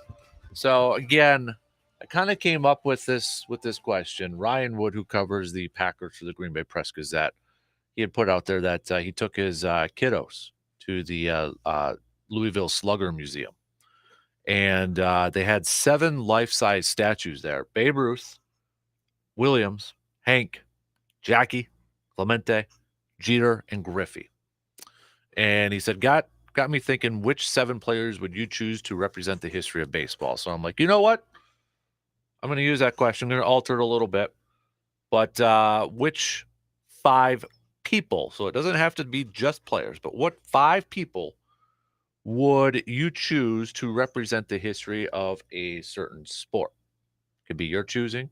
I went with the NFL, NBA, Major League Baseball, and the NHL. We've gone through some of the answers already. But do you have your complete list already, Luke? I do. Which ones did you do? Went with my favorite sport. Went with Major League Baseball. Okay. So I'm an overachiever and did all 4. Wow. Also had a little more time. So yes. To do that. So extra credit. Yeah. Yep. Proud of so. Thank you. I went with. That's why I want to be a teacher. So, anybody teaching out there, guest lecturer right here. AD Dan, are you listening? Who? Athletic director Dan. Yeah, well, I thought he doesn't get involved with teachers. Yeah, but still, it can get you into some instructing. I'll even do a kindergarten class for crying out loud. Come on now. So, although it would be cool to have the title professor. Dr. I would Kasper. love that. Yeah. That. Okay, baseball. We'll start off with that one. I'm going to go with Babe Ruth, Jackie Robinson. And then some interesting ones here. Tennessee Mountain Landis. Ooh, I love that name. Yes. Mm-hmm. Yes. There's a whole lot implied with that, but if you think of the story of the game. Yep. Vin Scully. Good one. Yep, good one. If you do the baseball announcer voice, it's always gonna be Vin Scully talking to da-da-da. I mean, that's like the parody voice. It's the Vin Scully voice. And he did it for so long. And Mark McGwire. Okay. Mark McGwire, because arguably he personified throughout the 98 race, home run chase, the change of baseball towards, and I mean personified, towards let's just hit a bunch of home runs, which is they're in a different way today. It's not steroid driven. It's now analytics driven. I wish there was someone I could figure out that really did the analytics thing, which I mean, maybe you could say Billy Bean Moneyball, but that was a little bit different. But that's where we're at now. It's a home run game. That's partially because of efficiency, but it's also what players want to do. They want to hit home runs because they know it's going to lead to bigger contracts. Even if it doesn't involve steroids, or performance enhancing drugs. That's your ticket to get there.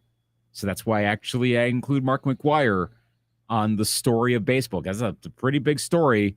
That's in the now, but that has changed baseball a lot. Mm-hmm. And I think he's the closest to a face you can put on that. I was kind of, like that's, if we did it in, like, baseball is so interesting because you can do it in different eras, right? Mm-hmm. Like the steroid. So would you say he represents the steroid era? I know some people are kind of putting Barry Bonds into that, but does it start with the McGwire Sosa thing? See, I think you can count him for both the steroid era, which counts for most of the last 25 years. And like I said, the shift in how and what excites us about baseball. Again, the home run. Everyone's got to hit a home run nowadays. It was a very early version of that, but it's kind of one and the same. I mean, he wasn't part of the ad, but the chicks dig the long ball thing. I mean, it kind of ties to the whole people like watching home runs. Mm-hmm. Yeah, no, dudes do too. Yeah, everyone likes watching the home runs. Mm-hmm. To the point now it's a problem. There's too many home runs and not a whole lot of anything else. All right, so that's what I'm doing for baseball. Okay, Yours and my list are fairly similar, to be honest with you. Really? Yeah, it is. Except for a couple, but we got 3 of the same. Ruth, Jackie Robinson, and I also had Kennesaw Mountain Landis on my list. Now, for anybody who doesn't know who Kennesaw is, he was the first commissioner of baseball, right? Yeah. He was the first commissioner of baseball. 1920 was somewhere around, I believe, 1920 he served. Yeah. Wasn't he a judge beforehand? Yes, Judge Landis. Judge Landis, yes. So judge beforehand, but yeah, he was the first commissioner of baseball back in the day. What was that? Why you put him on your list, or was there another reason? No, because so many of his ideas, concepts, sort of, I mean, they guided baseball for so long, not just because he was commissioner, but putting down the Black Sox punishments, and how that led to the notion of gambling in the game, what that led to. I mean, think of the tentacles that go out to Pete Rose, the tentacles that go out to Field of Dreams, to very significant parts of the baseball culture. I was pondering, do either of those make the list? I actually went between Kennesaw and Pete Rose. Yeah. Do I put in Kevin Costner, which, I mean, that's a stretch, but Field of Dreams is baseball movies that I would argue that's number one. Now then you could start to get into Bull Durham. Yeah. Okay, so you could actually make a case for Costner. There's a reason why they brought Costner out for Field of Dreams, and it made sense last year at the game in Iowa. But then Landis's racism too. Mm-hmm. I mean, and he was a big part of the reason why we weren't having black players. That's the reality of it. And that's what happened. That made a big difference too, which kind of leads back to Robinson. Mm-hmm. See, so Landis had a lot of influence. There was good, there was bad, but it was there. So my other ones, I had Hank Aaron on here. And then I went with Mr. Baseball himself, Bob Uecker, and that might be a little bit of a homerism pick, but I went with Bob Uecker. I think you can go there. Like, if you're not doing Scully. Baseball's got so many. I mean, you could go Buck if you wanted to, Jack Buck. Mm-hmm. I mean, they've got so many iconic radio baseball people. I mean, Uecker crossed over too to not just to television, because Scully did that as well, and some of the others did. But I mean, dude crossed over into acting. How many baseball radio WWE guys too are? So Uecker and Scully probably have the highest Q ratings and highest familiarity of any of those. I'd agree. What about Bob Costas? Gosh. What about what's his face that did the documentary? I was thinking Ken Burns. Thank you. Yeah, Ken Burns. The only part of the reason I was holding off on Ken Burns is because I'm like, are we doing the guy that told the story of baseball is a guy you need to tell the story of baseball? It's a little meta with that. But you can make a case for Ken Burns. I mean, maybe I put that more in like documentary making, because between the Civil War and baseball, those are like the two. I mean, that set the table for Ken Burns. But for the sport of baseball, he's under consideration. Mm-hmm. Okay, so you just did baseball. I'll go through mine, and you tell me how wrong I am on some of these, okay? Yeah. Let's go with the NHL. Okay. Doug Gretzky. I mean, that's kind of an easy one. Yes. I went with Gordie Howe. Okay. Bobby Orr. Mm-hmm. Bobby Hull. And I went with Conn Smythe. Good choices all. I might sub out Hull for Lord Stanley. That would be a good one too. I feel like there should be a Canadian in there somewhere. It's kind of like a lot of the other Yankees. Yeah. Who do you choose? Who has to be in it? Like Rocket Richard, maybe, but I think that's the only one. But otherwise, I can be good with that list. There might be a hardcore hockey person that says no, you got to put in this other one, and I'd be willing to listen to others, but that's a pretty solid list. So let's do the NBA now. This one was a little bit hard for me because this is all players. This is all players for me for the NBA too. I really wanted to get a coach in there or something, but I went Jordan, LeBron, Kareem, and then I went with Bill Russell and Wilt Chamberlain. Wow. Yeah. Okay. I'm not that one was actually the NBA was a little bit hard for me. Like, it was easy with first couple with Jordan and LeBron. I mean, those are just like no-brainers. They're duh. I wanted to put like Magic in there. I thought about like Phil Jackson, heck, even David Stern, at some point. But, you look at Kareem. Can you tell the history of the NBA without Kareem? No, you can't. And then I look at what Bill and Wilt Chamberlain back in the day. I mean, come on. One of the most iconic photos is Wilt Chamberlain holding up the 100 points. Yeah. And Bill Russell's got all the championships. So, but the NBA, I can be swayed, I think, on different people. I would go Jordan, obviously. I would do LeBron James, modern era, though this will be an interesting question way down the road. With Giannis? I hadn't even thought of Giannis. I was going to say Steph Curry. Yeah, Steph Curry. Yeah. He's so wildly popular. I think a lot of us underrated. Maybe it's kind of going back to that talk about baseball regionalism and what's popular where. And I would argue that baseball is more popular than basketball. Pro, I should say. I don't even want to get into high school because that's different. But I would argue Major League Baseball is more popular than the NBA here in Western Wisconsin. Again, I think a lot of that's more on the Bucks and Wolves for being so bad for so long that the fan bases atrophied.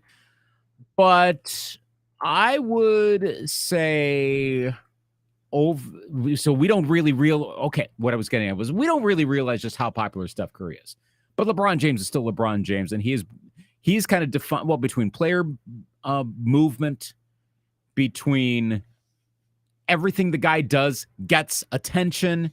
That has defined a lot of modern basketball. Again, for better or worse, but that's what's happened. And it was also really, really, really, really good. So I'd say LeBron, Jordan. I'd say Magic. For me, you have to tell the story of the 80s somehow. Mm-hmm. And Jordan came about after, he really rose as part of that, but after it was already underway. The NBA really needed that turnaround from 70s era, going up against the ABA, dealing with cocaine, which was rampant throughout the league, lacking in a lot of stars. It was viewed culturally not in the best way. There's a whole lot of, that's a whole nother story there. And then, of course, the whole NBA Finals on tape delay, the common term. But that's what was happening up through 1980. 81, I think maybe that was still the case. I'm trying to remember what was the last year of tape delayed NBA Finals games. Yeah. Late on a Sunday night. And I would have to go with Magic. I mean, you almost want to do Magic Bird. It's got to combine the players. But or do you just go David Stern? That's the other thing, though. I think, in fact, if I'm telling the story, okay, Jordan, LeBron, Stern, Magic, Bill Russell. Yeah. I mean, I could go Red Auerbach as well, but I think there's two easy ones with LeBron and Jordan. Then it's up for debate. Right. Plus, I'm going to presume that the fact that Bill Russell is so associated with MVP in the playoffs tells you what those in the know, those who are part of the league, think of Bill Russell. Kind of taking their cue, okay, that tips the scales to Bill Russell for me. I know you wouldn't do an MVP for award and name it after Red Auerbach because not a player, but I will give that to Russell. So that's my 5 for the NBA. But I mean, it's a good list still. Yeah. There's cases to be made for all of them. There's a lot. Okay, so the NFL, I really went a little wild on this one. I went a little wild on this one. Let's go with Tom Brady. You have to. Yeah. I mean, come on, 7 championships. You cannot tell the story of the NFL without Tom Brady, right? Right. You can't do it. Vince Lombardi. I went with Vince Lombardi on there. And then now it gets a little interesting. I went with Steve. I went with the Sable family. Now I could go Steve. I could go with his dad. His dad's in the Hall of Fame. Steve's dad's in the Hall. Well, Steve's going to be in there too. But Sables. Can we just call them the Sables? Yeah. Because NFL Films. If you don't know who they are, NFL Films, Sables. NFL Network, all that started with the Sables. I put Madden in there as well. I know Travis from A-Town had texted a little bit earlier, but Madden, to me, kind of like what the Sables did in terms of exposure with the NFL, Madden did it with like the video game and the commentary. I mean, those two really were so huge in the development of the popularity in the NFL, in my opinion. Okay. And the other person, this one might kind of like, huh? But when you look at the popular, I went with Pete Rozelle. I was just thinking that. He's on my list. Yeah. Pete Rozelle, commissioner of the NFL.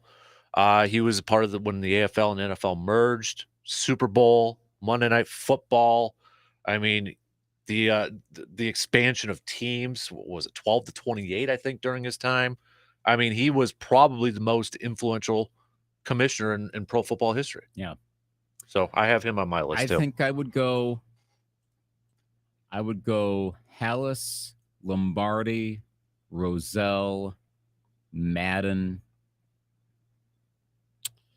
Now you don't have a player on. I know, and like but that is a tougher one to pick for the NFL than many would think, because with baseball you can pretty much go, oh, Ruth, or maybe Mays, but you can point right to that. With basketball, oh, Jordan. Hockey, oh, Gretzky. Football, there's not one you just go, oh yeah, that one's clearly the best of all time. Maybe it is actually Tom Brady. Well, that's tough to say because it's happening right now. The story's not fully written with him. Well, I know the story's not fully written with LeBron either, but maybe it's because LeBron did so many other things, whereas Brady, well, did you just answer the Brady-Belichick conundrum? I think I did, because I really did think about, on my first list, I had Belichick on here. But then I'm like, no, I took him off. You can look at it. I scratched his name off, and I think you kind of read my mind there. Did I answer the question, is it Brady or Belichick? When you said Brady, that was the first thing I thought, like, well, based on what we're seeing of late, and is even with the Patriots being as competitive as they are, Tom Brady's still in a position to win Super Bowls in Tampa Bay, and also what he's doing at his age. Now, if Bill Belichick had the same aptitude, the same energy, all of this, but he's 96. Well, then that might be comparable to Tom Brady doing what he's doing at the quarterback position at 44. Now, let's say the Patriots win the Super Bowl in the next 2 years. Does that change the conversation if Brady doesn't win another one? A little bit. I think it does a little bit. Especially if they win like 2. Mm-hmm. I mean, one, it could be, I don't want to say fluke, especially with Belichick. You don't really have fluke teams. But it could be kind of like maybe like the Bengals run, where good team, but it kind of, you have a team that gets on a spark. You have other teams that make some mistakes here and there, and suddenly you're in the Super Bowl. I think it depends on what's going on around that. Are the Patriots then regularly back in the conference semifinal, divisional round, conference championship discussion? If not that, then maybe it's a one-time thing. It all depends. But I think I would go with Brady as well. That's the one where I'm most hesitant, again, just because it still feels like I still don't quite know what the legacy is going to be. I mostly know, but I don't quite know because it's changing in real time. I misspoke too when I said Steve Sable will be. He is. He just got in 2020. But Ed did get in before him, and that was his dad. But, when I think of remember, Steve Sable, could you put almost like John Facenda? You could, but Facenda's not there if not for with Sable, and Sable actually wrote the poem "Autumn Wind," the Autumn Wind, right? So I don't know, it's just iconic when I think about with the Sables, and they had such when I think about NFL history, I just think of the Sables. That's where my mind goes to right away. That's but then in terms of broadcasting out the game, and I mean broadcasting in the most general sense possible, is it NFL Films? Is it Is it Rune Arledge? Monday Night Football? Could you make a case for like Berman and how that changed over towards the networks or sort of the cable networks? You could go in a lot of directions with that. And I think after that, you start to get into more, well, all these guys are really good, but not quite iconic. If it were just Madden as a broadcaster, I don't know that I would necessarily put him above the Sables, but maybe I could because, again, think of cultural impact. John Madden shows up on Saturday Night Live as an example. Yeah. Everyone knows who Madden is. Everyone does. Tough acting and acting. Yeah. Ace is a place for the true hardware folks. I mean, you can just run with those all day long. Yep. Heck, what didn't he do like a Miller one too or something? Yeah, like I that? think so. Yeah. Everyone was doing those ads back in the 80s. You probably would have been doing a Tastes Great, Less Filling ad back in 1984. Everyone was doing those ads back then. Nice. Hey, I'm standing here at the bar. You can already picture the all the people in the background. There's two guys hanging out of the bar, former players. Those ads are classic. Yeah. And Euchre suddenly shows up. Sitting in the front row. Oh, yeah. So, yeah, that's my list. So, but I'm already kind of doubting a couple of them. Yeah. So I'll probably change it by the time 9 o'clock hits around here. I think that's good. I kind of want to put Pete Rose back in my Major League Baseball one. I mean, can you tell that? I mean, I was thinking of Rose really strongly, but I don't know that he has to be part of the story of the game. I think he's become less relevant as time has gone on. I just I use the example, like, say a little kid comes up to me and says, hey, this guy's got the most hits in baseball, but why isn't he in the Hall of Fame? There's a story. There is, but why is that the case? But you got to tell it. Like, why is he not in there? That's a big part of history. Now, it's easier if we could do 10, but that's the purpose why we're only doing 5. That's the thing. He's probably within the top 7. I'm not saying that he's 7th, but I feel more comfortable that way. And these aren't like the best players or the best coaches. They're like, what can you tell the history? Can you tell the history with these people? See, that's where that's a fascinating thing with the NFL. You could almost do it without any players. You could. Yeah. The other ones all seem to have players involved, not necessarily the National Football League. Yeah. Yeah. I'm just kind of looking. I think, the NFL one, for me at least, that's the only one I have a coach on, which is Lombardi. I think, right? Yeah, I'm just going through my list again. Yeah, I don't have any other coaches or managers. Like you said, you thought of Red Auerbach for the NBA. Yeah, you could make a case for John McGraw. I guess Madden was a coach too. So, well, yeah, actually, directly. Like, yeah, of course, it's part of the triple with him. Mm-hmm. Triple threat. Yeah, had he not done anything else, he would not be on the list. No, I think of the 3 things he's done, the least influential is his coaching. Yeah, I think it's true. I totally agree. Yeah. What do you think so if it's TV or video games, what is most influential? If you had to pick one, it might be different in the era you grew up in though, too. Yes, because I'm going to be biased towards TV because that's how I remember it. And I'm going to be biased towards the video game. But I would say TV because that made him a star. And he doesn't get the video game without the TV. Correct. One leads to the other. There could have been some other name on the video game. And plus, a lot of it was doing his TV thing as part of the voices on the video game. Yeah. If you take the TV thing out of it, then what, as a former coach, what? He's doing a video game? I think it would have just been a really popular video game as opposed to Madden. Mm-hmm. So, yeah, I think it's the TV thing. I will just say, Bill Belichick for the anniversary one coming out with Madden on the cover, man up and let them use your image and name on there for crying out loud. I mean, just come on. One time for John. Do it for John, right? Come on. You'd think. Come on. Yeah. I remember playing games where they had like fired coaches as the head coach for the Patriots on there. Or the best one was like, I just posted this up a couple weeks ago when I popped up the old Sega and put in NBA Action 95, the Orlando Magic. My starting lineup was Penny, Nick Anderson, Dennis Scott, Horace Grant, and the infamous roster center. Yep.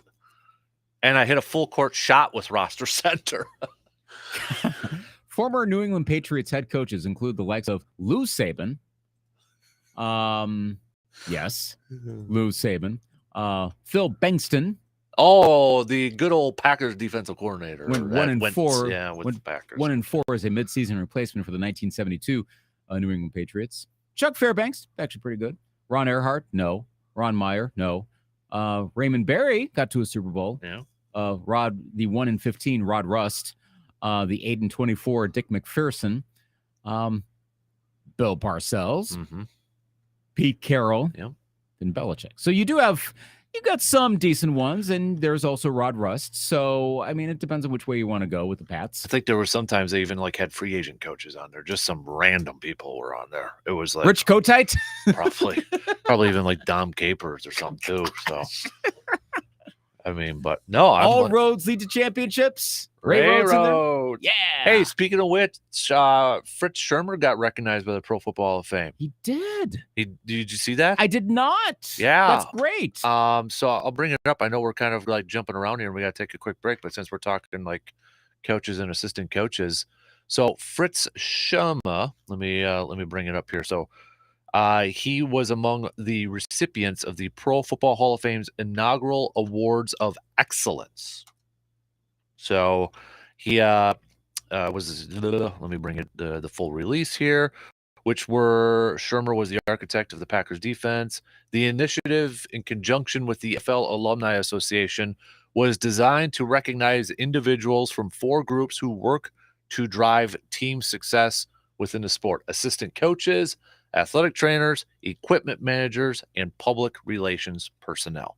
Shurmur is one of 5 award winners in the inaugural class, joining Alex Gibbs, Jimmy Ray, Terry Robisky, and Ernie Zampese. Wow. So, is this kind of like, you'd probably really know this if you follow music, but is this kind of like how the Rock and Roll Hall of Fame in the last couple of years has opened up some other contributor categories, but it counts, so you are now a Hall of Famer even if you're not part of the class? Is this sort of the Pro Football Hall of Fame doing the same thing of like, these guys are never going to get inducted, so we're going to give them these awards, and that makes them Hall of Famers? Probably. And I mean that good way. Like, it's a way to acknowledge those that are otherwise totally going to be looked over forever. Mm-hmm. I think that's great. Fritz Shurmur, I thought so much of him as a defensive coordinator. Well, Packers fans, we still talk about Fritz Shurmur. He was great. Day. Yeah. I as a teenager, not being a Packer fan, I knew enough about Fritz Shurmur. I'm like, dang, he's good. I believe he's got a book that I've yet to buy. Really? Yep. I think let me bring it up. But it is fitting that he's going in this year with, Leroy Butler getting inducted too. Yeah. He coaching team defense. That's 3rd edition. Okay. Right there on Amazon. Fritz Shurmur, coaching team defense. That's awesome. I think that's a great move. I agree. I might have to buy 159 pages. Okay. Originally published in 1989. Well, now be careful of when you make eBay looks, because you might end up being in a house in Green Bay for a couple of days. Was that eBay or what? How was that? Where was that when that came about? What? Because going over to Lambeau, didn't that start on the show like about 2 months ago? We're just looking up, hey, is there a way to go to a house? And now you guys are going to be going over to Lambeau for a couple days. See, now you could be looking for a Fritz Shurmur book, and suddenly you're going to be coming down with like the Fritz Shurmur collection. See, the rabbit holes these things open up. Well, I mean, it's Fritz Shurmur. Fritz Shurmur's worth it, I would think. Coaching team defense is widely regarded as one of the best defensive football manuals ever written. The book reinforces the belief that Fritz Shurmur was a mastermind in building great defensive teams, a proponent of coaching with simplicity. This revised edition delves into team defense basics and guiding principles of team defense. His ability to think beyond the traditional envelope has inspired and guided football coaches for decades. So, A pretty good one, yeah. Oh, yeah. He talks about defending the run, defending the pass coverage, zone pass coverage, man press, nickel, practice organization, scouting the opponent, scouting forms. Okay, I'll buy it. The cover on this one, though, he's got the old school Packers winter jacket logo athletic, which I'm really jealous of right there because I used to have one of those. 90s era? Oh, yeah. Oh, gosh. Yep. Exactly. You need to do like Dan Kasper's book club. Under pod. You think so? Yeah. Okay. Stuff like that. Yeah. I mean, maybe like a quarterly thing. Okay. You don't want to do it every week because you'll run out really fast. Yeah. Okay. I'm writing that down. Yeah. Okay, Luke. Okay. Okay. You're welcome.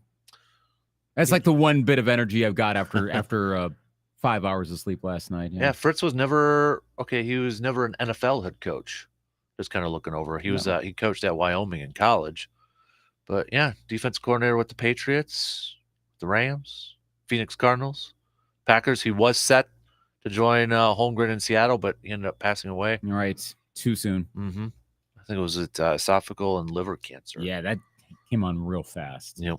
So, all right, we got to take a quick break. We've been kind of rambling on here and there, so we'll do that. We'll take that quick break. We'll be back in just a few minutes. See if we got any messages to get to. Otherwise, what are your top 5? Who are your top 5 most influential people in a given sport? You can text those babies on over 715-830-1912. We'll be back in just a few minutes.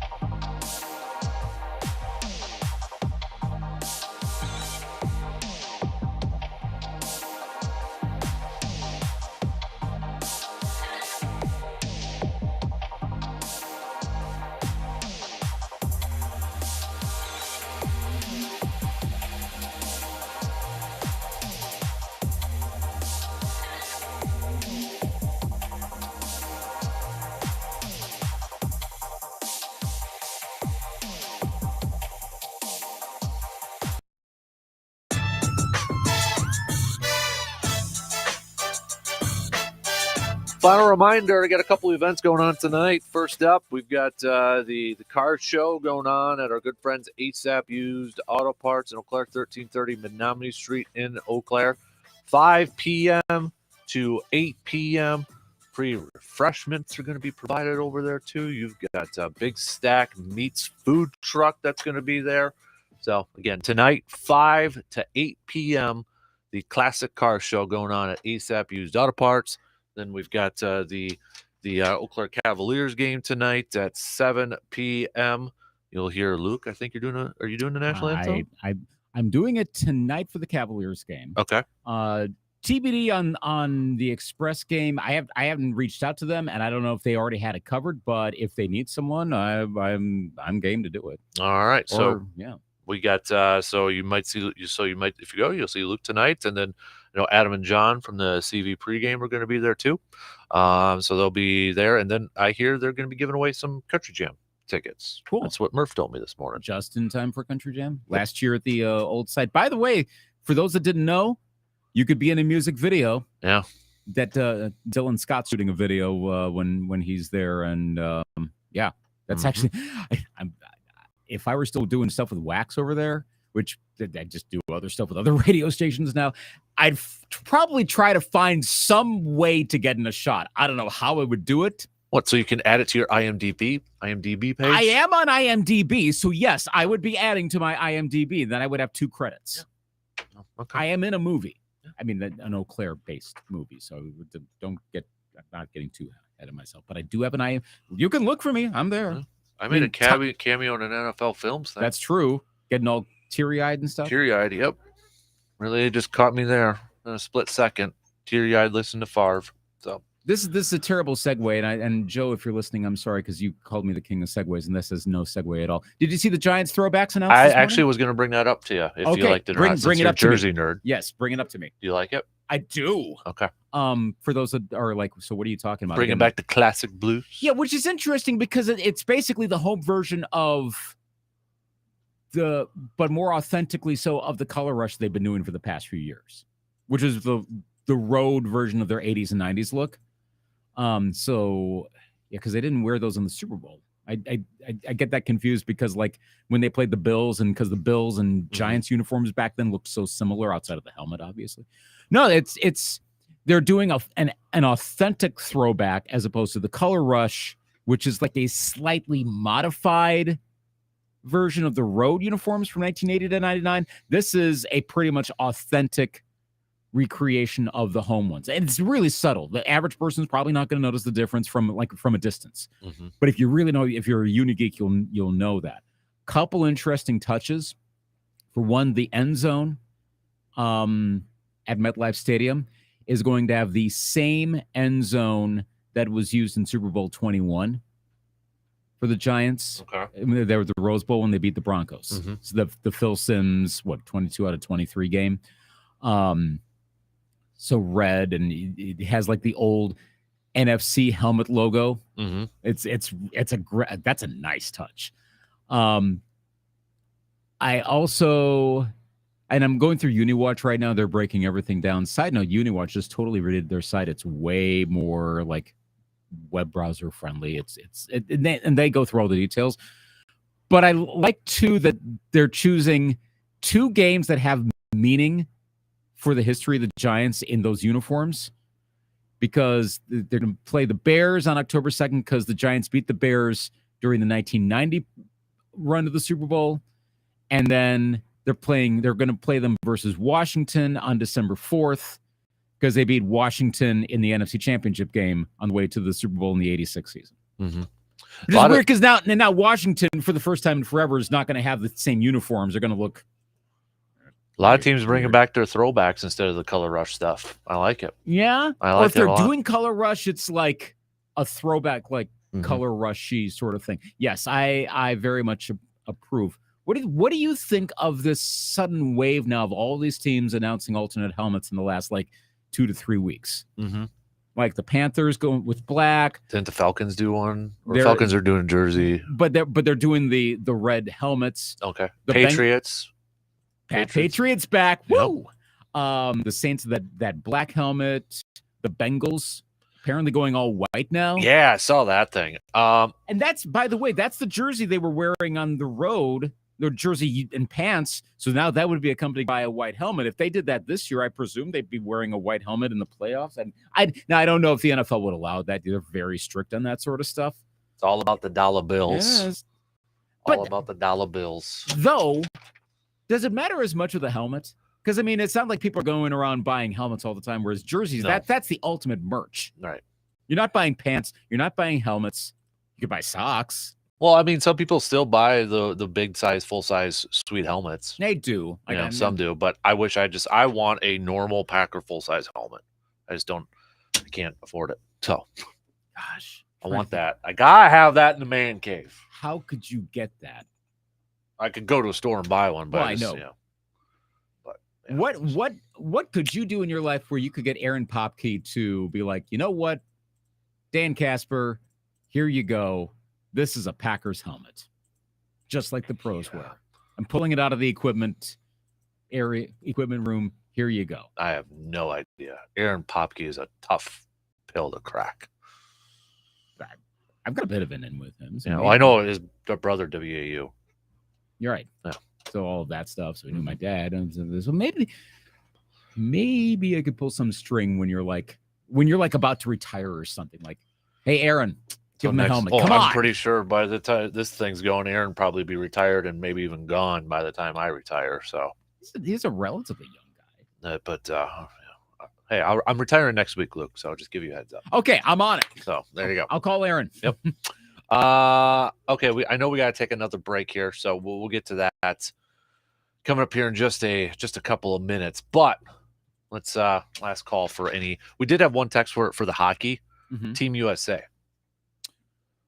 Now, if you're talking about the sport of hockey, that's where it gets a little bit different because I was thinking like Naismith for basketball, but like, well, hang on, that's not the NBA. If you're talking just the NHL, I wouldn't say Team USA. If you're talking the sport of hockey in America, then Team USA. Now there, again, do you do the team as a whole, which I guess you could make the case, right? Or do you go Herb Brooks if you're coming down to an individual, right?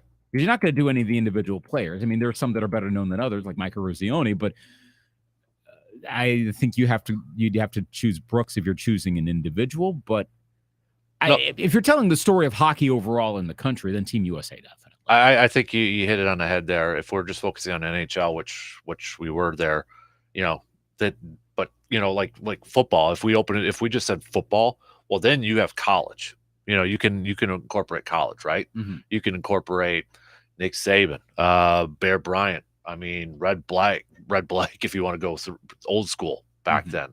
I mean, so then it just really opens it up and makes it a whole lot more difficult. Yeah. I mean, that would spark a debate. Mm-hmm. By the way, did you know Red Blake coached at Wisconsin? Did not. Yeah, was an assistant for 1 year.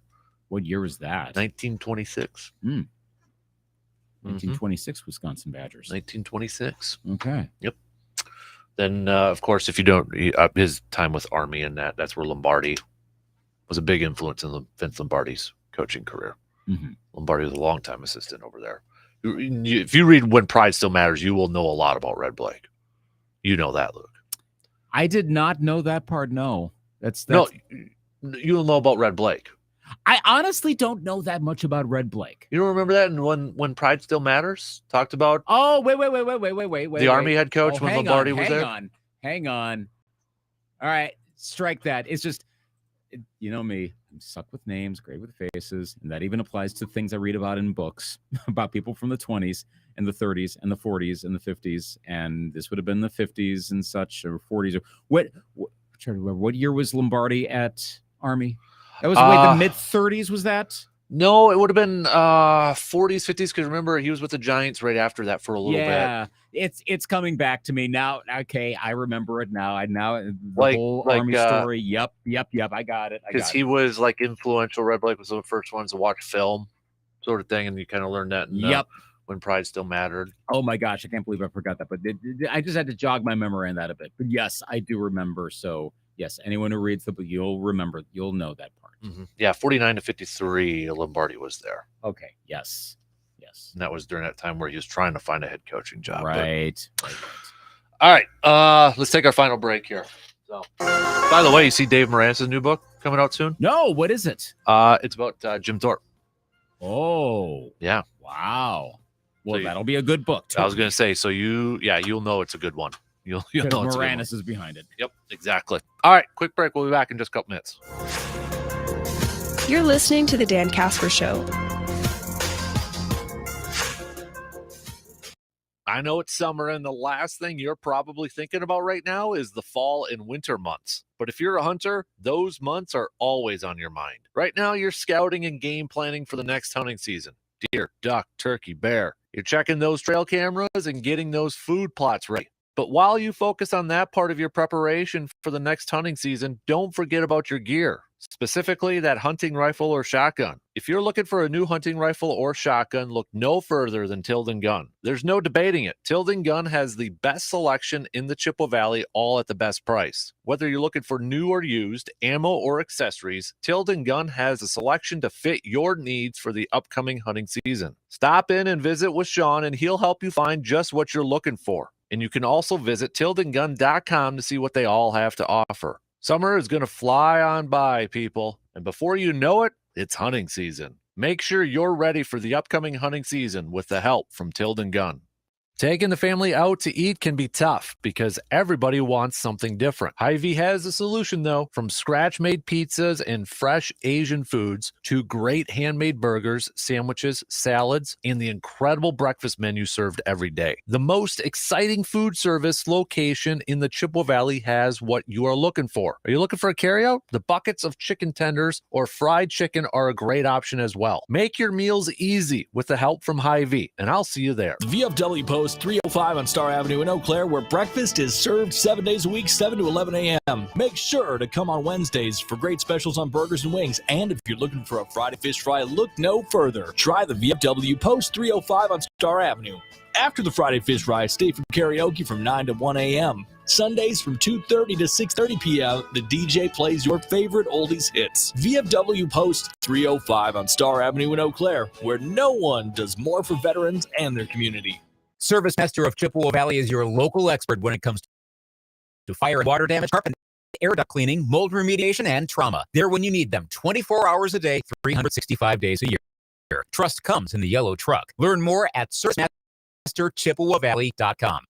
I'll take you out to your living spaces with help from Menards. Get year low maintenance performance with dual-sided rubber pavers from Lasting Beauty. They only take minutes to install and bring life to your old patios, decks, and floors. Bring in and pick them up for just $4.40 each after 11% off. Now at Menards, price good through July 24. Savings are a mail-in rebate. Some exclusions apply. See store for details. Save big money at Menards. When you need to hire, you need Indeed. The hiring solution helps you attract, interview, and hire candidates all in one place. Visit Indeed.com/credit. It's been a while since I gave myself a real chance to meet someone new. Susan and John are two kindred spirits who rediscovered the romance they deserve on Silver Singles, the secure dating site for singles over 50. John is a massive foodie like me. It's been amazing to experience some of my favorite things again with someone who makes my heart beat faster.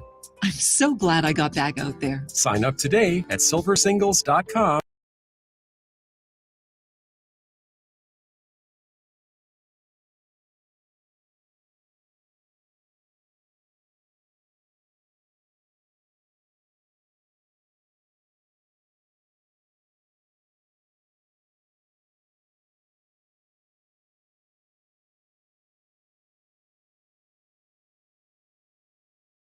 More minutes to the top of the hour, so let's do a quick version of covering the bases here. We've got some Legion baseball matchups coming up later today at Carson Park. Going to be post 77 Chippewa Falls taking on Eau Claire Pizza Hut. So cool. Both teams winning yesterday. Kenny Bednarik, he's moving on. I can't believe we're already kind of talking about this, but he advances to the finals. That's the World Athletics Championship. Nice. And then Nate Stanley, he was just waived by the Minnesota Vikings yesterday. So I know there was a story that he was kind of working out with Adam Thielen and that, but waived by the Vikings yesterday. Alas. So just a couple of local stuff right there to kind of keep you updated on some stuff going on. Express will be back in action tomorrow night. Should have had more than just one all-star in the game, I'll say that. I mean, you got a team that was, fourth best record in contention for first place in the first half, and first place in the second half, and they had one all-star. This is like that year that Tennessee had like no Pro Bowlers or something, and when they had one of the best records in the league, or one of those weird years. Yeah. So must be what happened there. That's okay. Use it as motivation for the second half. Yeah. Second half kicks off tomorrow. You know who's throwing out the first pitch tomorrow? Who is that? That would be JC and EC Justice Cleveland, because it's WEAU 13 News Night. Nice. First time he's ever thrown out a first pitch, he said. Really? Yep. First time. That does not seem right. I know. So go there and heckle him. Yes. You got nothing else to do. Go heckle JC. Buy an express ticket and then boo the living daylights out of Justice Cleveland. Yep. So that's how we roll. The Express will be back in action tomorrow. Quick game against La Crosse, on the road against La Crosse, then home again Saturday, on the road again Sunday. Home game is kind of running out here. First week in August, they'll be in town for a few days in a row, but then that last week in the regular season, majority of games, they're going to be on quite the road trip here. So hopefully they clinch that playoff spot, and then we'll see them for some playoff games there. So again, are we at the quietest day of sports now? Pretty much. Would you say July? I know we asked this the other day. July is the worst month of sports. Probably, yeah. Just because you have days where there's really not anything going on. I think it's the ESPYs tonight, isn't it? Yeah. Surprised that's not plastered all over the place. I haven't seen as much of it. Like the Jimmy V speech was sent out via notification from the ESPN app, as they always do, and that's good. Obviously, it's good. To be reminded to rewatch it, or I just saw that they're making a movie. Ray Romano's playing him. Yes, that makes sense. Mm-hmm.